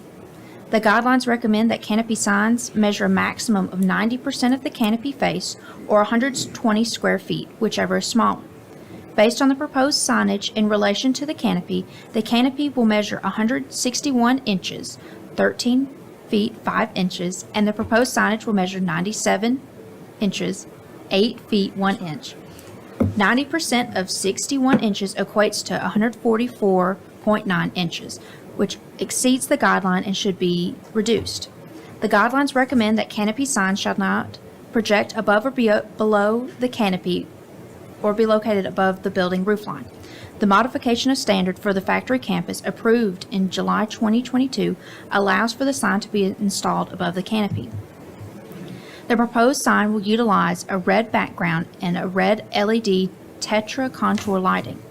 A line of LED contour lighting is also proposed on the canopy. The guidelines recommend a maximum of 3 colors with a darker background color than the lettering color on canopy signs. One should use muted colors that complement the facade, and vibrant colors may be considered as an accent. Additionally, the guidelines recommend external illumination with a warm colored lighting is appropriate for this type of signage. Again, neon should be avoided as sign materials that are compatible with the facade in the district should be utilized. Staff recommends denial of this application based on the following grounds. The size of the small projecting sign may measure up to 4.5 square feet per the guidelines. A larger sign cannot be approved without a revision to the development plan, modification of standards, or variance. The guidelines recommend that the background colors of the small projecting sign and canopy sign should use muted colors that complement the facade. Vibrant accent colors should be used as an accent. The guidelines recommend the use of external illumination on the small projecting sign and the canopy sign. The use of concealed lighting to mimic neon lighting is not recommended in the guidelines. The guidelines recommend avoiding adding canopies to historic buildings where they did not exist historically.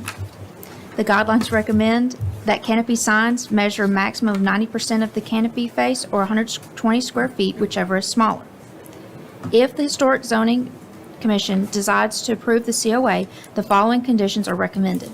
Application must meet all the requirements of the City of Franklin prior to the issuance of a building permit, and any additional changes to the approved plans must be returned to the Preservation Planner or the Historic Zoning Commission for review and approval. Thank you. Thank you. Would the applicant please comment on the application? Introduce yourself first. Hi, my name is James Carroll. I'm with Powell Nashville. I'm the architect for this space. Thank you all for having me again.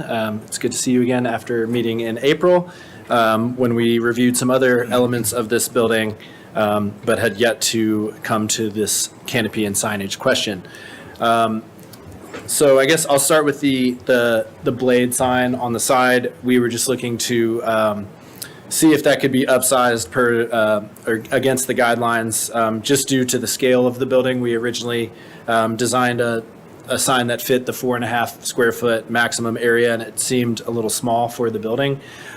So that's why we started to explore a slightly larger sign, upsizing that to 6.5 square feet, keeping the same shape, but just slightly larger. On the color, that is it's the red and white. Hattie B's has a pretty strong brand, so that's keeping in line with the signage that they have across the country, basically. So the red and white is very true to them, and it fits their brand. So that's what we're trying to go for with the signage here. And again, this is a small sign, so it's not overpoweringly red. But in terms of the lighting, this is internally illuminated. I'm not sure, based on the building that we have, how we could light that externally with the gooseneck light. There's not a whole lot of room on the brick wall there. So that's just open for conversation. But then moving toward the canopy above the main entrance. So as mentioned, in April, we had approval to remove the non-historic corrugated metal canopy, and we proposed at that time that we would explore a new canopy and signage, and that's what brought us here to this point. And one of the things that I wanted to bring up was the approved signage plan for the factory that we were given by Holiday at the beginning, that we've kind of been basing our design standard off of, does call for this blade sign in this location and a canopy sign in this location over the main entrance. So canopy sign was approved as part of that overall factory plan. The existing canopy was not historic, and it also was not very feasible to host signage. So that's why we wanted to explore a new canopy in this location. And really just trying to do something pretty minimal, just a simple rectangle that covers the entrance and will allow some protection from the weather, while also providing a host for the signage. And again, the kind of neon line work of the script, Hattie B's logo is a strong part of their brand. They've done it in other locations. So as a starting point, we kind of wanted to recreate that look, but do understand that there are other guidelines in place here. But again, looking for a canopy pretty similar to this, keeping this form simple and just tying it back to the building, and just providing a place for signage there. And the material of the canopy itself being a black metal that ties in with the rest of the factory standards as well. So. And I believe that's, Anything else? I think that's good. Okay. Sorry. Are any citizens wish to comment on this application? Hearing none, we need a motion. Let's do two of these. Let's do the two projecting signs first, and then the canopy and sign on it.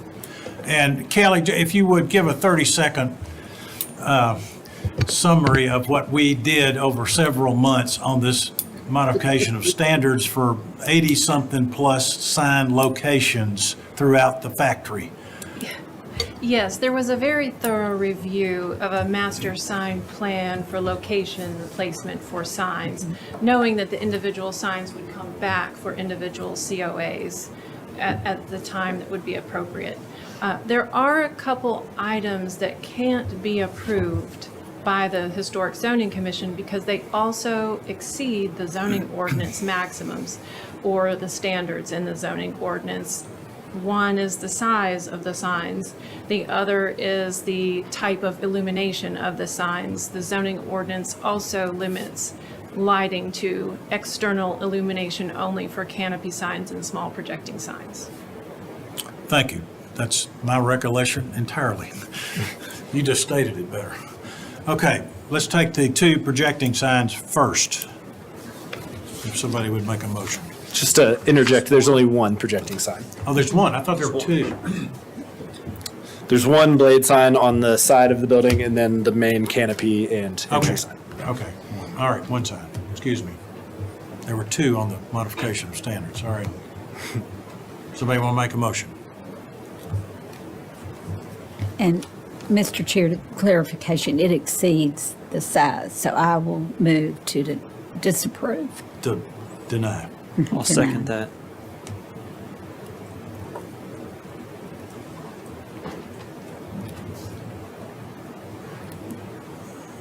Okay. Any discussion? I just feel like it's a slippery slope here. One, we just don't have the authority to do something over planning. And secondly, you know, we looked until we were Blue in the face. blue in the face at this. Into I'd never seen anything like this, and I was in the sign business for about 20 years across the country. So, but it's you know, I don't really see anything about either sign that meets any of the guidelines. Yeah. So No. I'd love to see some options that you feel like address what we approved. They don't resemble anything that was So do we- on the. we want to just change the motion on both of them. You want to do both of them? That's fine with me. Yeah, I'll second that. All right. Do you want to defer it to next month and come back on Monday to talk about options, or? Monday, coming back for the DRC meeting? Yeah, I think that would probably be the most productive. So shall we defer? Do you I wanna- move to defer Okay, All right. I'll to second. the next voting meeting. And maybe a discussion on color at that time too, since staff Well, brought it up. a comment, while this was being presented, I did look up Hattie B signage, and they have several color options in different locations, so If they're there's, across the country, they've got several color options. yeah, there's several brand, things that are this brand but done differently. Yeah. Okay, we've got a motion to defer then to the August meeting with option to come to Monday. If you'll let Ms. Dennisfelter or Ms. Huffer know. Yes, I would like to. And all in favor of that motion to defer, please say aye. Aye. Any opposed? Okay, Thank you. thank you.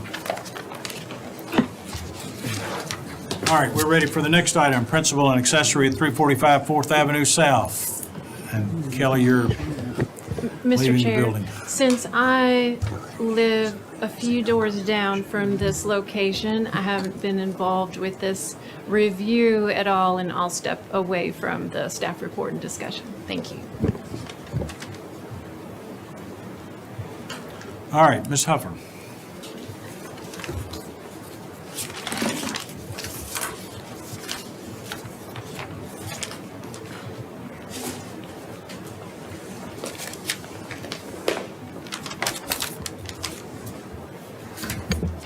Thank you, Mr. Chair.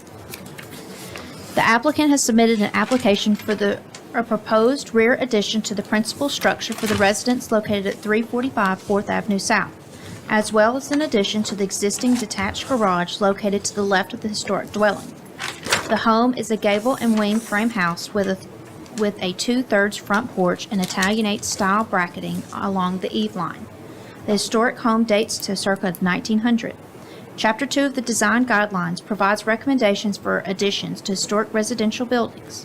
The guidelines recommend that additions to historic residential buildings be located to the rear of the building and that they should be subordinate in appearance to the historic building through size, massing, scale, height, and materials.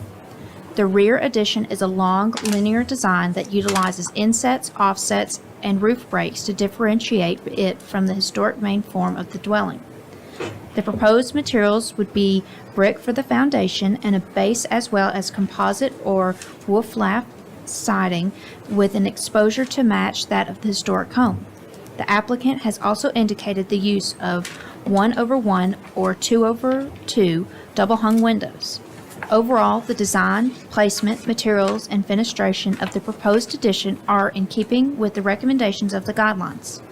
Different exterior materials and a lap exposure that is different from the main form of the home would further differentiate the addition of the historic dwelling. In terms of size of the addition, the applicant has indicated that the historic footprint measures 2,258 square feet. The proposed addition, measuring 1,220 square feet, would be 55% of the historic footprint. The guidelines recommend that the building footprint of an addition should not exceed 50% of the building footprint of the historic portions of the building, portions to remain that are at least 50 years of age. While the footprint does exceed the recommendation limit by 5%, the placement of the addition is entirely to the rear of the historic main form does limit visibility from public view. The application also includes a proposed addition to the existing non-historic detached garage to be located behind the structure, connected with a hyphen. A new side-facing garage is at the rear of the addition. Overall, the design, placement, materials, and fenestration of the proposed addition are in keeping with the recommendations of the guidelines. The guidelines do not give specific recommendations about size of additions to accessory structures. They do recommend that the total building footprint of all structures not exceed 35% lot coverage. The total lot coverage, including the proposed additions, is 20.6%. Staff recommends approval of the proposal with the following: additional materials or a differing lap exposure be incorporated into the principal addition design. Window specifications be provided to planning staff for review and approval. The application must meet all of the requirements of the City of Franklin prior to the issuance of a building permit, and any additional changes to the approved plans must be returned to the Preservation Planner or the Historic Zoning Commission for review and approval. Thank you. Thank you. Would the applicant please introduce yourself? I'm Kevin Coffey, and I'm here representing the Raveners, who are the owners. I wanted to clarify the square footage numbers a little bit because we had a slight error on a couple of the pages. The 1,220 square foot addition is actually 54% instead of 55, if that makes a huge difference.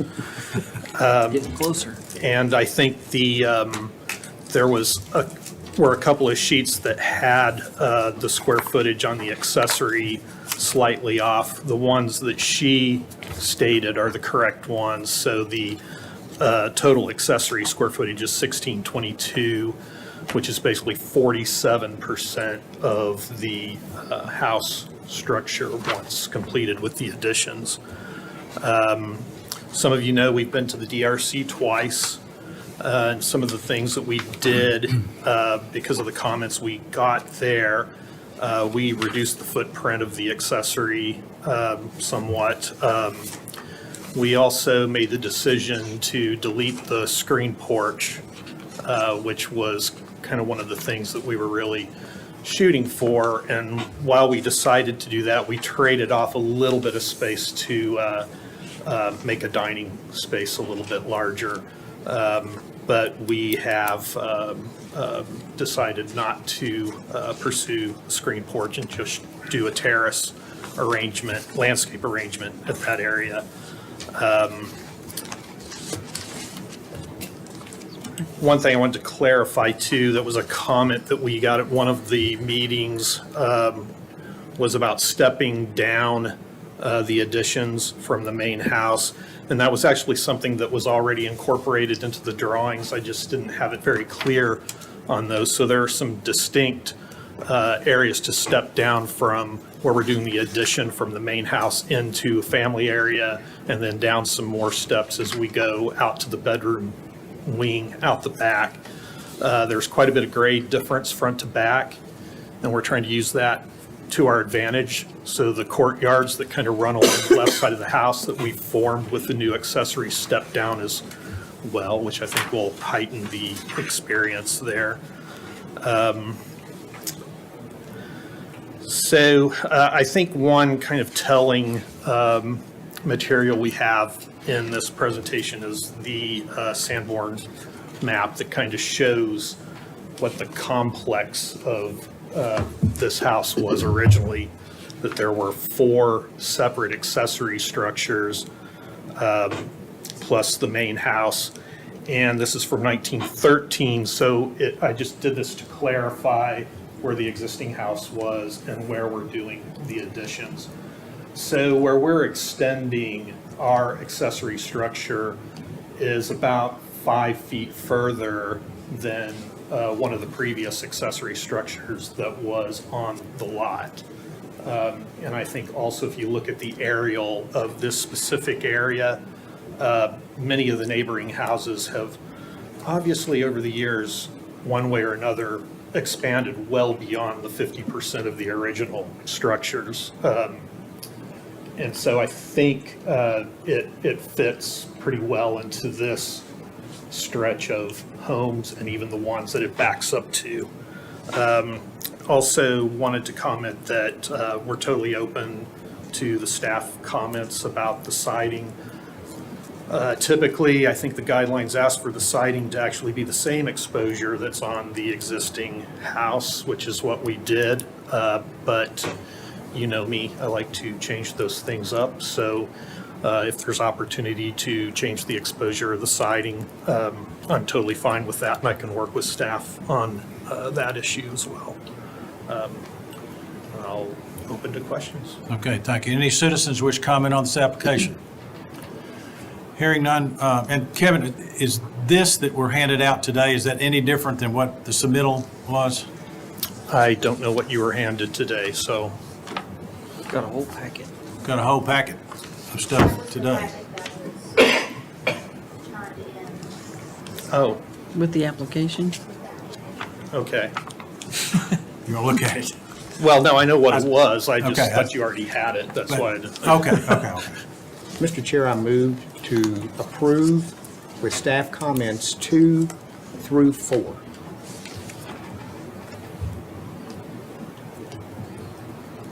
The first comment had to do with the reveal of the siding. The guidelines do say that lap siding exposure should be consistent with that on adjacent historic buildings.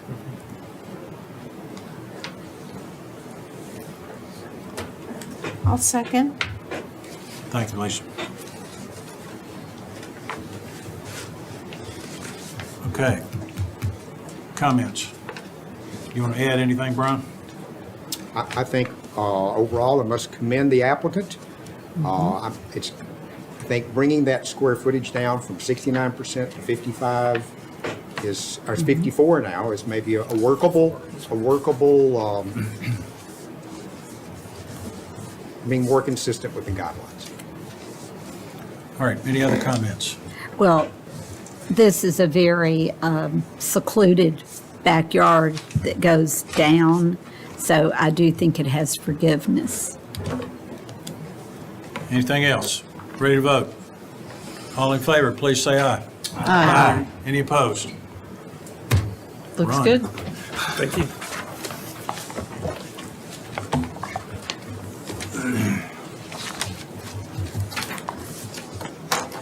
Okay, consideration, next item, consideration for alterations, windows and skylight at 800 Fair Street.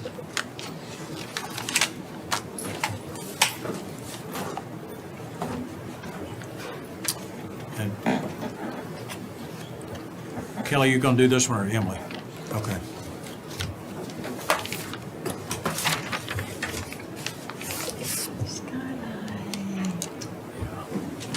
Thank you, Mr. Chair.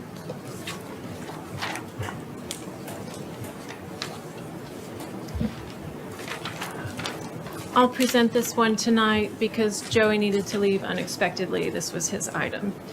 The applicant submitted an application for several alterations and an addition to the home at 800 Fair Street. The scope of work includes removal of a door entry from the non-historic addition, installation of a new rear window, and the installation of 3 skylights, 2 to the main form of the home and 1 to the 80s era addition toward the back of the house. The skylights were previously discussed at the May 8th Historic Zoning Commission meeting. The entry that is requested for removal is located on the left side elevation of the non-historic addition, so its removal can be supported. The applicant is requesting to add a new window opening with a 1/1 light pattern on the rear elevation of the historic home. The guidelines recommend to avoid adding new windows to the front facade or readily visible facades. Given the location of the new window opening being entirely out of public view, the request for the new opening can be supported. The 1/1 pattern matches the established pattern on the historic structure. Window materials specs have not yet been provided. The applicant is proposing the addition of 3 skylights. The application specifies a flat, tunnel-style skylight that appears flush with the roof line. The guidelines recommend that historic roof forms should be preserved and that skylights should be positioned so they are not visible from the street. The 2 skylights on the right side of the home are sufficiently placed to the rear of the home or obscured from view from the street. The skylight on the left side is positioned in front of the existing chimney, so it may be more visible. Staff recommends approval of the application with the following conditions. 1, the applicant must submit window specs to planning staff prior to issuance of a building permit. 2, the applicant must remove the left side skylight from the proposal or to relocate to a location that better meets the intent of the guidelines. 3, the application must meet all the requirements of the City of Franklin prior to issuance of a demolition permit. And 4, any additional changes to the approved plans must be returned to the preservation planner or the Historic Zoning Commission for review and approval. Thank you. All right, would the applicant please come forward? Hello, I'm Amanda McCreary, Chisel Workshop, architect on the project. As you recall, we were here a couple months ago with the bigger addition pieces. So as we've progressed the floor plans for the first floor, we would like to remove the door in the 1980s portion of the house to allow us a little bit more floor space to work the floor plan in. And then we would like to add the window to the rear, which will be in their new bathroom area. So this is just as we've progressed along a little bit, some extra changes we'd like to come back to you all on. Like I said, that one's to the rear. It'll be a wood window like we typically do. And the skylights, I know we had lots of questions last time about those sun tunnels. So after further discussion with my client and getting a little bit more information, we would like to do the flat version. We feel that's the most, or the least visually intrusive of the options we looked at before. I know we had discussed the mushroom cap, but at the end of the day, we're trying to remove some of the vents that are on the front of the house. So we'd like to go back with the flat sun tunnels. They are 14 inches in diameter. I know that was a question last time. And they do come from the factory tinted. So it has a 41% visible light transmission on them, which means it's got close to a 60% tint on it. So they do come across as black and obscured. At a 60% tint, a 41% visual light, you can't make out what it is. So if you're looking out of a car window, it's got that more like dark tint where all the grass and all the greenery appears dark and not green. We did get that information from our Velux vendor on the sun tunnels, and we are okay with all of staff comments, including removing the one on the left side that's in front of the chimney. Okay, any citizens wish to comment on the application? Crowd is thinning out. There could be a big voice, though, that comes in. All right, motion, Commissioners. I would move to approve, Mr. Chair, with staff comments. I will second that. Thank you, Kathy. All right, Commissioners. Any other input? I appreciate all the research you've done, Amanda. It's very good, and it makes it much more appropriate to this. Thank you. So, Ready to vote? All in favor, please say aye. Aye. Any opposed? Done. Thanks, guys. Thank you. thank you. Thanks, Amanda.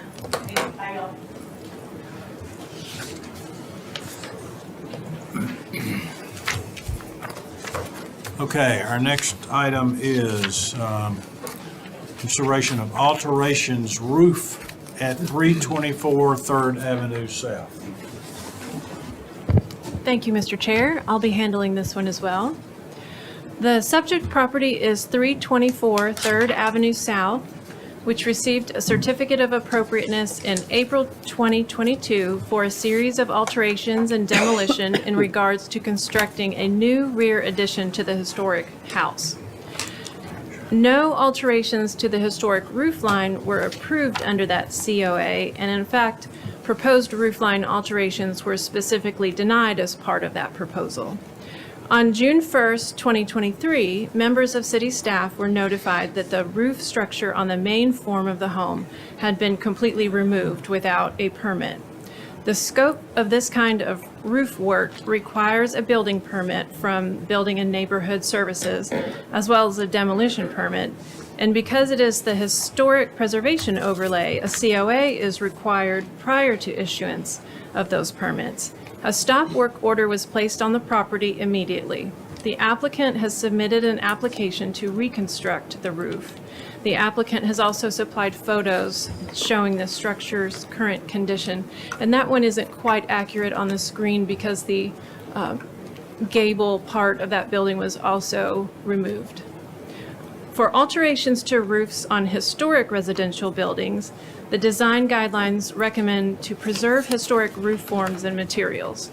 Roofing sections on main and other visible facades should remain unaltered, and that if localized damage occurs, replace the damaged materials only. If partial or wholesale replacement is needed, use materials whose composition and appearance match the historic materials. The applicant has provided a letter from an engineer describing the condition of the original roof. However, this was not part of the original application submittal last year.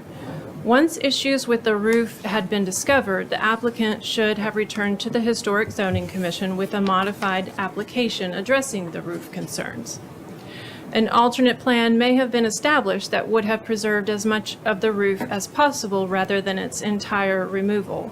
Entire roof replacement on historic structures is not recommended. However, given the circumstances and the current state of the house, in this instance, the application can be supported. The roof must be reconstructed to match what was there previously using materials that match the original. Staff recommends approval with the following. The roof must be reconstructed to match what was there previously using materials that match the original. And this means the exterior appearance and pitch and height and dimensions, not the interior construction methods when we talk about this. 2, any additional damage to windows or exterior walls outside of what was approved with the April 2022 COA must be repaired. 3, the application must meet all the requirements of the City of Franklin prior to issuance of a building permit. And 4, any additional changes to the approved plans must be returned to the Preservation Planner or the Historic Zoning Commission for review and approval. Thank you. Applicant, please comment on the application. Hello, Commissioners. My name is Brandon Hutchison. I've met you guys many times. Yes, sir. I would like to say good to see everyone again, but I'm sorry it's under these circumstances. My builder, Scott Nicodemus, actually was the applicant. I had a family emergency last at the DRC, so I was not able to be here. So I just wanted to comment briefly before Scott got started. First off, I wanted to apologize. I was also surprised when I saw the roof had been removed. I can assure all the commissioners that the last thing I want, as the property owner who's owned the home for over 2 years now, was for work to stop and for us to break the rules. That was not my intention. That is not what I have ever wanted. So it was a surprise to me. I think Mr. Nicodemus can comment further about what was happening with subcontractors when the work was being done. Obviously, as the owner who intends to live in the house, there have been rumors that I'm an out-of-state investor. I'm not Tennessee native my whole life. I'm going to live there. I was surprised, right? I didn't know what was going on as far as the construction of the house, but I did want to sincerely apologize. We had very clear meetings. I've met with you guys numerous times, right? And we've talked about we weren't going to change the roof, and it's still not our intention to change the roof, to change the dimensions of the roof, to change the angles, to change the gables, to change anything. So I just wanted to, like I say, let you guys know it was not my intentions ever to go outside of the guidelines and to sincerely apologize. Like I say, this is for sure the last thing I want, to sit, no work being done on a house that I've been paying for a long period of time. My sincere hope is obviously that we can come to some kind of way to move forward. I have learned a lot. I met with Mr. Tosh a few weeks ago. Just trying to figure out like exactly what my role is as far as the owner of the property and to be more involved and obviously be more involved with staff as far as anything I see like that surprises me. I would obviously let them know going forward. So I just wanted to let you guys know that and just say this, project has been a huge labor of love, and I want to do whatever possible, working within the guidelines, working with the commissioners, working with staff to make sure we can complete this. So again, that's all I want to say, and I'll let Mr. Nicodemus take over. Okay, thank you. Good evening, Commissioner. I am Scott Nicodemus. I'm the general contractor on the job. I do come before you today, deep apologies for what took place over there. I think it was a complete misunderstanding between myself and my subcontractors, and I understand that everything rises and falls on me on this project. We did go ahead and tell them to go ahead and repair the roof on both sections of the house. I was a little taken back myself when I came to find out that the roof had been removed. This was on a Wednesday. Typically, I'm back on that job site on a Friday. Monday, Wednesdays, and Fridays are my schedule to be on that job site. When I had received photos and saw what had taken place in the stop work order, I did not think that they would remove the whole roof. On the other side of it, it was a complete mistake, an oversight on my part, and it was an oversight on my subcontractor's part, and I deeply apologize for it. So our intention, as Mr. Hutchins said, is to do whatever we can do to make this correct, to make this right. I did bring Mr. Jim Myatt with me. He's the architect on the job, to see to it that the roof goes back exactly as it was found, with new material, of course, but same pitch, same heights. There was something that you had spoken about, the chimney was not a good view, but we can see on one of the photos that the gables, there is a match to where we can go back to exactly seeing the indentation of where the gables ended on the chimney. I think it would be on an inside photo somewhere. I did do an inspection of all the windows. There was not any windows damaged.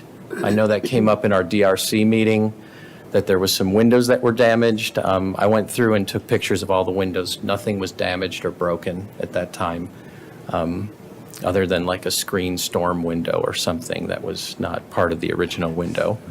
So all the windows as of our last site visit are intact and good. Okay. Anything else? Well, I'm sure we have some questions. Okay. Or comments. All right, there's nobody left in the room from a citizen standpoint, so I'll skip on to the commission to make a motion then. And I'm assuming the drawings that we have now are exactly what was there.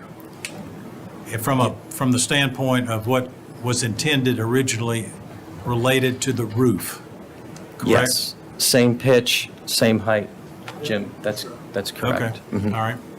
Then, let's have a motion then, and we'll move forward. I'll make a motion to approve with the staff conditions. I'll second that.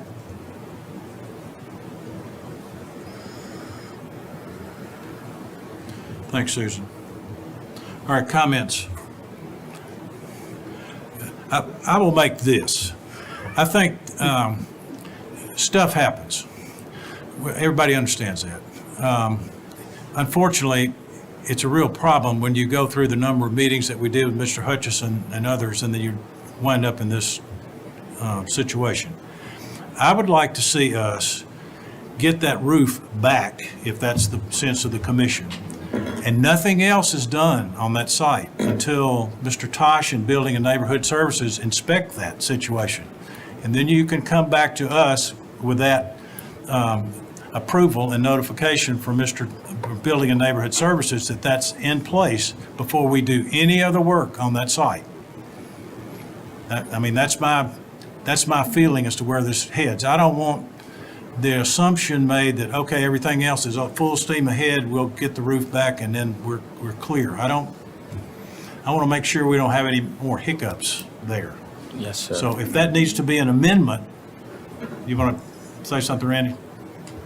Yes, sir. What will take place once you guys issue a COA for putting this roof back in place as it was is, and I've already spoken with both the contractor and the homeowner, they're going to be required to provide us some revised plans that show how the roof structure is going to be built. Now, that may involve having to put some of the walls in below for burying purposes and everything, but we're more than happy to work with you guys to accomplish that. I defer with you in that, for that piece of it. But the main thing I want to say is, I don't want anything else done on that site until we get this situation with this roof settled. And then we can move forward. Can I make a comment? Would they also, if we give an approval of COA based on staff conditions, would they require an additional permit with these revised set of drawings? What will happen is the permit that is in place for the addition and the work that permit will come in under that permit number as a revision to that submittal with those the revised plans. drawings? Yes, ma'am. Okay, thank you. And, Mr. Chair, how quickly can that happen? If the contractor has, Mr. Nicodemus has his drawings ready as far as the structural portions, we do a structural review on these. So and we've already spoken about this, if he has gotten those from his lumber company or his engineer, whoever has done the lumber layouts and sized everything, we do one stop on Mondays and Wednesdays. We'll have a one stop coming up this Wednesday. So he would be eligible for that if he has everything ready. All right, well, do we need to do any amendments so we don't do anything but approve the roof construction?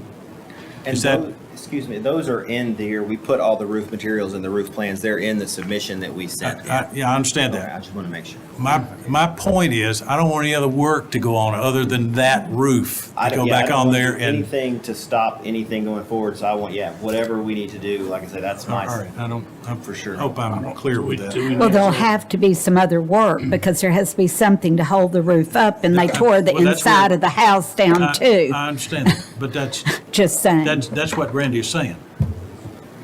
Mr. Yeah. Chair, following up with that, I just have several questions for the applicant. These plans that I'm looking at, they have an April date on them. So these are what was submitted to us early on when we actually made the approval. And when I look at A5, so it'd be A5 on the plan, we know from the plan where the architect drew in that the pitch of the roof of the main house was 712. So we know what pitch that is. But when I look at the L that comes off the back, there's actually a note that says that the existing roof should be raised 24 inches. So now that that's been torn off, what is the pitch of the L part of the roof? It's not shown on the plans. And where was that roof in relationship to the main house? And I would like to see plans that actually show that so we can approve those plans rather than just going, put it back like it was. And do you know the pitch of that roof? Do you know how far the roof came up to the main one from the L? Yes, we had actually in our drawings, correct? I believe, Mr. Myatt, we had that before. And the 24 inches was in regards to the back part that was torn off, not raising the entire L 24 inch. It was only that back part, 24 inches from that. Well, the actual arrow points to the L on A5. Excuse Yeah, me, what we had- page is that? I can show you in here, because I know we had that discussion here, and we weren't raising the L shape any, so we were keeping the exact same pitch, the exact same height. But now it's gone, so when you put it back, what's its pitch and height? Well, go ahead. If I may jump in here, so this looks like the plan from April of 2022. It's There got was a- 2023 on the plan. April 14th, 2023. April 14th, 2023? That's what the drawings are stamped. Well, we made numerous changes to the interior of the home after approval, like while we were working, and so I think that's probably why the date is different on that. But yeah, as far as and he came back and adjusted as far as the roof pitch and highlighted everything there. You could probably speak to that. Do you want to address Well, that? what my point is that there was a later COA in June of last year that did reflect no changes to the historic addition, which sits behind the main portion of the house. So this plan that shows April 2023 is showing that green area where there would be roof changes. What is that? What is the green Is this area that showing? one? Okay, so now in this version, it shows existing roof to remain. So that's really saying the original roof would be replaced as it was. So back to my original question, what is the pitch of the L-shaped addition that was original to the house that joins the main part of the roof that parallel with the road? And how high was that in relationship to that roof? Okay, come up here. Yeah, my name's Jim Light, I'm an architect. I'm sorry, would you just speak into the microphone? Yes, Jim Myatt is my name. That roof there, I think that you're referring to, I think that's a 3 and 12. You're talking about the one that's kind of more on the back of the house? That's right, it Yes. joins the main roof to the house. Yes, yeah. That's a 3 and 12. And of course, the screen porch and all that's being torn off, so there's quite a bit of stuff that's going to have to be re-roofed and joined in with the existing. So what was the height of that roof that's on the L, the part we sent going to the back? What was the You talking height? about the bearing point of it? Well, the actual ridge, the Oh, ridge the of the ridge. roof. I don't have that number. I don't know. right See, off the those top are of my head things on that are going to have to be, we're going to have to Right. know to give it, in my opinion, to give us a Right. COF. So we do have that. We have that? Okay.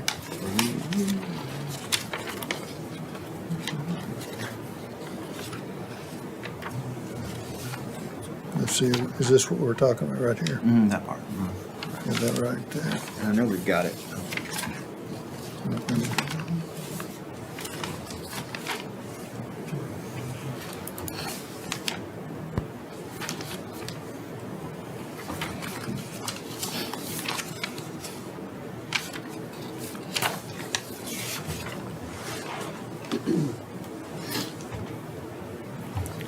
Let's see.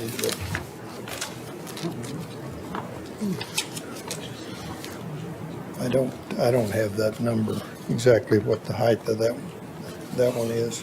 I know you showed the plans. So, Mr. Chair, how do we proceed with this vote without having all the information that we need? Right. I don't know, I'm hoping we're going to get it here shortly. I agree with Mr. Lester on that. I think he's right. I mean, I I think we think need that's right. another set of documents. I think we got to go back to the drawings from April of 2022. From the drawings we actually approved? Yes, yeah, that's what I don't know Is anything this else the to one do. they're talking about? And Kelly, was and That's the not what June this date. is, and it's not, because they're dated April of 2023.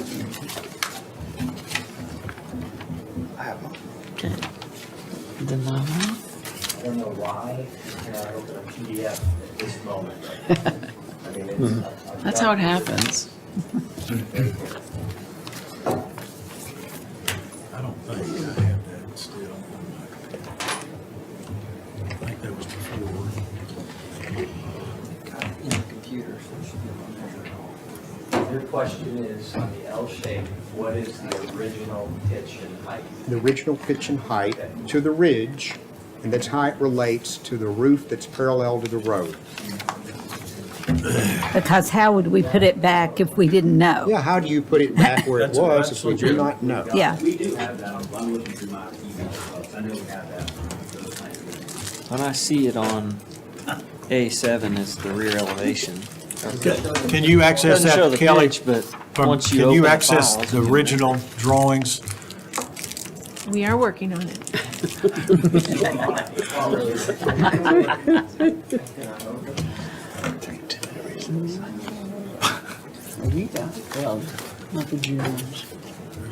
Well, while we're having this moment of search, I'll just say, it appeared to me there was modern materials thrown in dumpsters, but it appeared there were old materials thrown in the dumpster too, dumpsters. Well, that's what I think the engineer's report said that. And the engineer's report was after the fact. Yes, yeah. And I noticed the engineer was pretty vague, but mentioned some rot. Well, I don't know any old house in Franklin that's attempted to be renovated that didn't find rot. So that's just That to be is said. correct. How profound of him. In a one-year-old house. We would have not gotten to be one of the best places for preservation in America if this was our strategy for saving historic structures. We would just be another place that had lost their fabric, historic fabric. I don't have my reading glasses on me. Can I bring this up to somebody?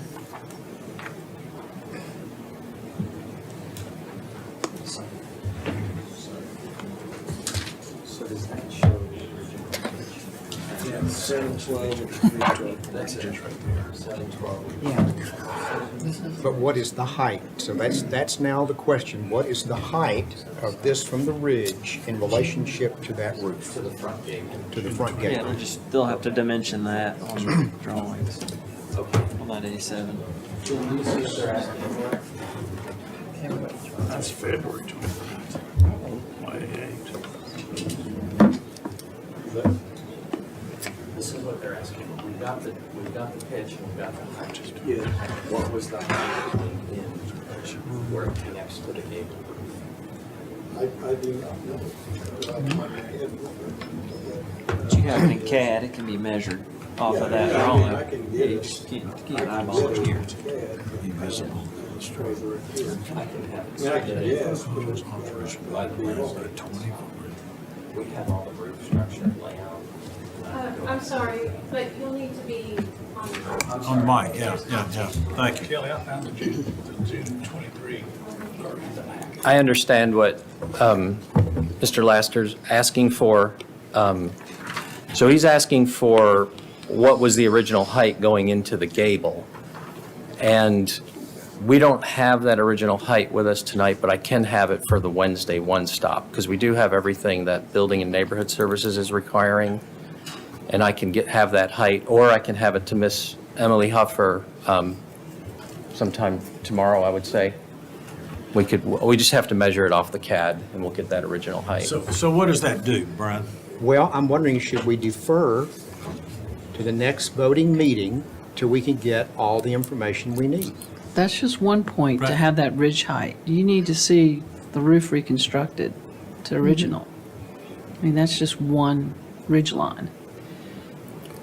The They're- ridge line that we've been able to find on the plans is 18 feet 6 inches, which is the most historic portion of the house, the very front. And the historic addition, which was also removed, is a lower height than that, but we're not able to find on the fly that particular height.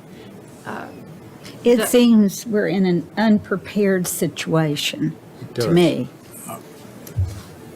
Do we know what the pitch and size and everything of the original front of the house roof was? And can we move toward that to stabilize the house and then have the back part come in August? I mean, I'm going to get the house stabilized. I think that's believe what everybody we wants. have something. I think we might have All found right, something. all right. Yeah, so I have here on my. Well, wait a minute, just speak Okay. from that. Yeah, I have on here, I'm looking at the original architect plans. I don't have the CAD drawings, but we have those. But on here, and this was one from the meeting in April of 2022, it shows it's 1 foot, 1.5 inches below the ridge is where it comes to, is where, how much lower the L-shaped addition is from the top ridge of the front. And I can show you that on the, Is that it's one we showing the were- existing rear elevation. Was that when the proposal was to raise it 24 No, inches? though? that is not. 'Cause That's the it's existing. a lot more than that based on your drawings. Yeah, based I on may the need to- architectural renderings, it's more than a foot. I would say it's 3 feet. I may be misreading this. It's I'm trying to turn my computer here sideways, but we have. Let me see if I can enlarge this. I'm not sure. I mean, I don't mean this rude to anybody, but A7 shows the exact thing everybody's asking for. Just build that. I don't need the dimensions. We don't. If you find out that it's 12 foot 2 1/4, that matters not to any of us. They need to reconstruct it to that original drawing, whatever that is, and they have it in CAD. So What's the date on that? I don't know that it matters. That's existing. The existing drawing. They have existing drawings. Just build it to that. I don't care what the numbers are. Build it to what you drew. And that's as the fully our existing intention is elevation. to build it exactly Yeah. to where it was before, It not doesn't- make any changes to the height It or doesn't. the pitch. Yeah. A7. Yeah. Can they come back to us It's that old with roof. that as an application? I'm reluctant to postpone this another month. I really feel like for us and for the community, quite frankly, because we're getting a lot of feedback from people. The alder people are getting feedback on this. And I feel like we need to make something happen tonight and not postpone it another month. Yeah, the viability of the building itself is in Mhm. question. Yes. If we were to have a storm or whatever, it would be Mhm. worse, so.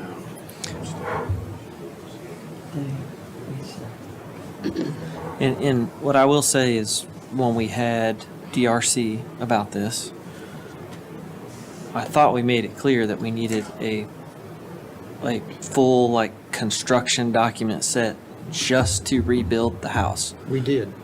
That's it. None of the addition, none of that. How are you getting back? And you've done some of it. Rebuild the house or rebuild the roof? The existing house, to take it back to the way it was without any additions, which, yeah, is essentially the roof at this point. And I see part of that, but I would have expected to see a set of elevations with benchmark bearings and, all the things that Mr. Laster's getting to. I think you have that information, but it's just not, this is just the old set of drawings. It's kind of mixed and matched with a couple new drawings. We should see a very clear set of, here's what we know, here's our benchmarks, here's what we're building back. Typically, we don't review the bearing height exact on something, but we do. Because the situation that we are in, we are expecting an additional level of detail. Would it be possible for us to work with staff on that and submit to them the original CAD showing the existing roof? No, I don't know. I don't I think mean, so. Yeah, I wouldn't, no, I don't think staff needs to be the ones that have that burden on them right now. Okay. Yeah. So, you have the information available to you. It's not available to us in the format that we asked for. So, after the DRC meeting, I followed up with historical, Ms. Huffer, and they told me that everything that I submitted seemed to be enough of what we needed to proceed with the meeting. So if there was a new full set of plans that needed to be drawn up, I was unaware of that. So we submitted the approved plans along with what was going to be the new roof and the heights and pitches to that. What staff had asked for was plans that reflected the existing conditions of Yeah. the house prior to the demolition of the roof. Yes. That's, That's what I believe we provided. It's, what's different here is, like on this side elevation, if you go up to the existing, there is what we're building back, but we can't, we need to see that you know what the bearing heights are, especially because they're differential on this building. It's not just one place, and we know what the roof pitches are, but they can be put in multiple places. We want to see, I think that's what the commission's asking for, is full-on detailed. We want to know how this is going back together, and that when it's done, it's going to look exactly like it did. Now, you're saying, yes, we're doing that, and your drawings support that, but I don't see any dimensions on that elevation, bearing heights, a wall section, any of that. There's a building section down in the framing plan, which is helpful, but that's only for the front part of the house. I don't see anything cutting through the backside of the L. I think that is what Mr. Lasher was asking for. And I do understand Ms. Besser's point about dragging this out, but I do think it's important to get it right. And I know that that structure can be stabilized without adding a roof currently, you know, through bracing currently. And I think it's the responsibility of the applicant to make sure that structure is stabilized for storms or whatever coming up. But I'd like to see us defer to the next voting meeting and invite you back to DRC if you'd like to do that. But, I mean, that would be what I would like to see us do. I would support that, but I also would like the applicant to be required to temporarily stabilize the building and have that reviewed by codes. Mr. Tosh, are they allowed to do that limited amount of framing for shoring? I had one of our inspectors that's assigned to the area go over. That's what you're seeing, those 45-degree kickers that Yeah, he's are already supporting this. One thing I see there that I might recommend is to further stabilize that gable that's standing above that wall. Yes. Yes. It has so far withstood several storms now, and the bracing has held. But I had someone go and verify that it was braced off. Okay. Afterward. And just to clarify, that particular gable does not exist today. Okay. It's already down. No, No, it's there. it's there. It's there. It's there. That gable is, Which one's down? The opposite side. That's the gable that faces toward City Hall, toward Third Avenue. both chimneys. The chimney is present, the gable is not. See, the gable's gone. That photo is inaccurate. Is it? The gable was sawn off or removed post that picture. Can you go back? See it right there. At least one of them's gone, based on the picture. And you can see your height and your And- pitch on the chimney. And can a chimney, I'm asking, I don't know enough. Can it just stand like that? Does it not need bracing? They have collapsed before. Yeah, I would say that there's some bracing needed So- there. Excuse me, I'm baffled right now because the picture we sent are pictures that I took with our bracing in place, and you're saying that that gable right there is not there as of today. That's my understanding. Where did it go? I mean, it's like, Mr. Chair, Yeah. I move to defer this application to the next voting meeting of the Historic Zoning Commission. Okay, and that trumps the motion that we've got on. I'll second that. No, right now you have a motion to approve with staff conditions on the pool area.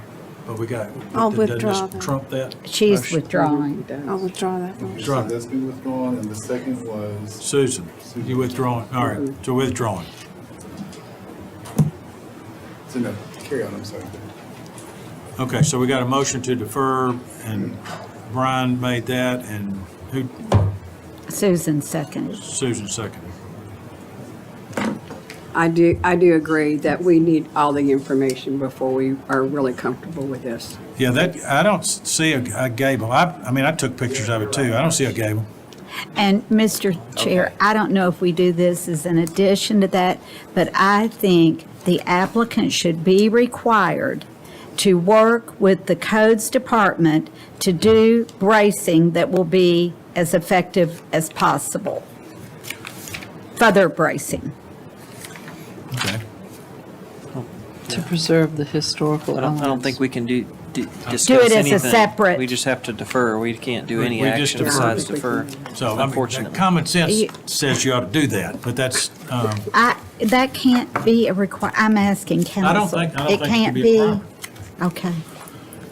now, I agree. we though. got to vote with the motion to defer. So that was made by Brian and Susan, seconded. Let's have a vote on that then. All in favor, please say aye. Aye. Any opposed? Now, I don't see any reason for them to come to design review, because what are we going to learn Monday that we don't know right now? Which is nothing. So, would seem like we'll just see you in August. Together. And And we need, you've heard you know what you need, I think. And if there are any questions, I mean, that's when you get the staff to make sure, and I would loop Mr. Tosh in on that discussion. Well, Mr. Chair, just because so many citizens are concerned about this, aware of I that. highly encourage you all to do further bracing. To get with Is codes. that allowed, though? Because we've been told we can't do anything. You work with Mr. Tosh over there, and I'm sure They, that can be. are they worked out. allowed to do further bracing? I think they can work that out. That's not in our Yeah. wheelhouse. Yes, you are allowed We'll work with them to allow further bracing, bracing, thank you. as long as no further work beyond that goes. Done, no further work. And the only further work I wish were done is that the materials that were historic, that were thrown in the dumpster, be pulled out, because anywhere you can use them, it's going to matter more than anything you can buy new. Thank you. All right. Anything else on this topic? Okay. Other business? None that I know of. Anybody else got any other business? Then I move for adjournment. Can we have that? Yeah. Second.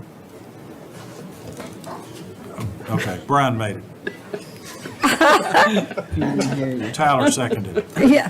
All in favor, please say aye. Aye. We're adjourned. Thank you, ladies and gentlemen.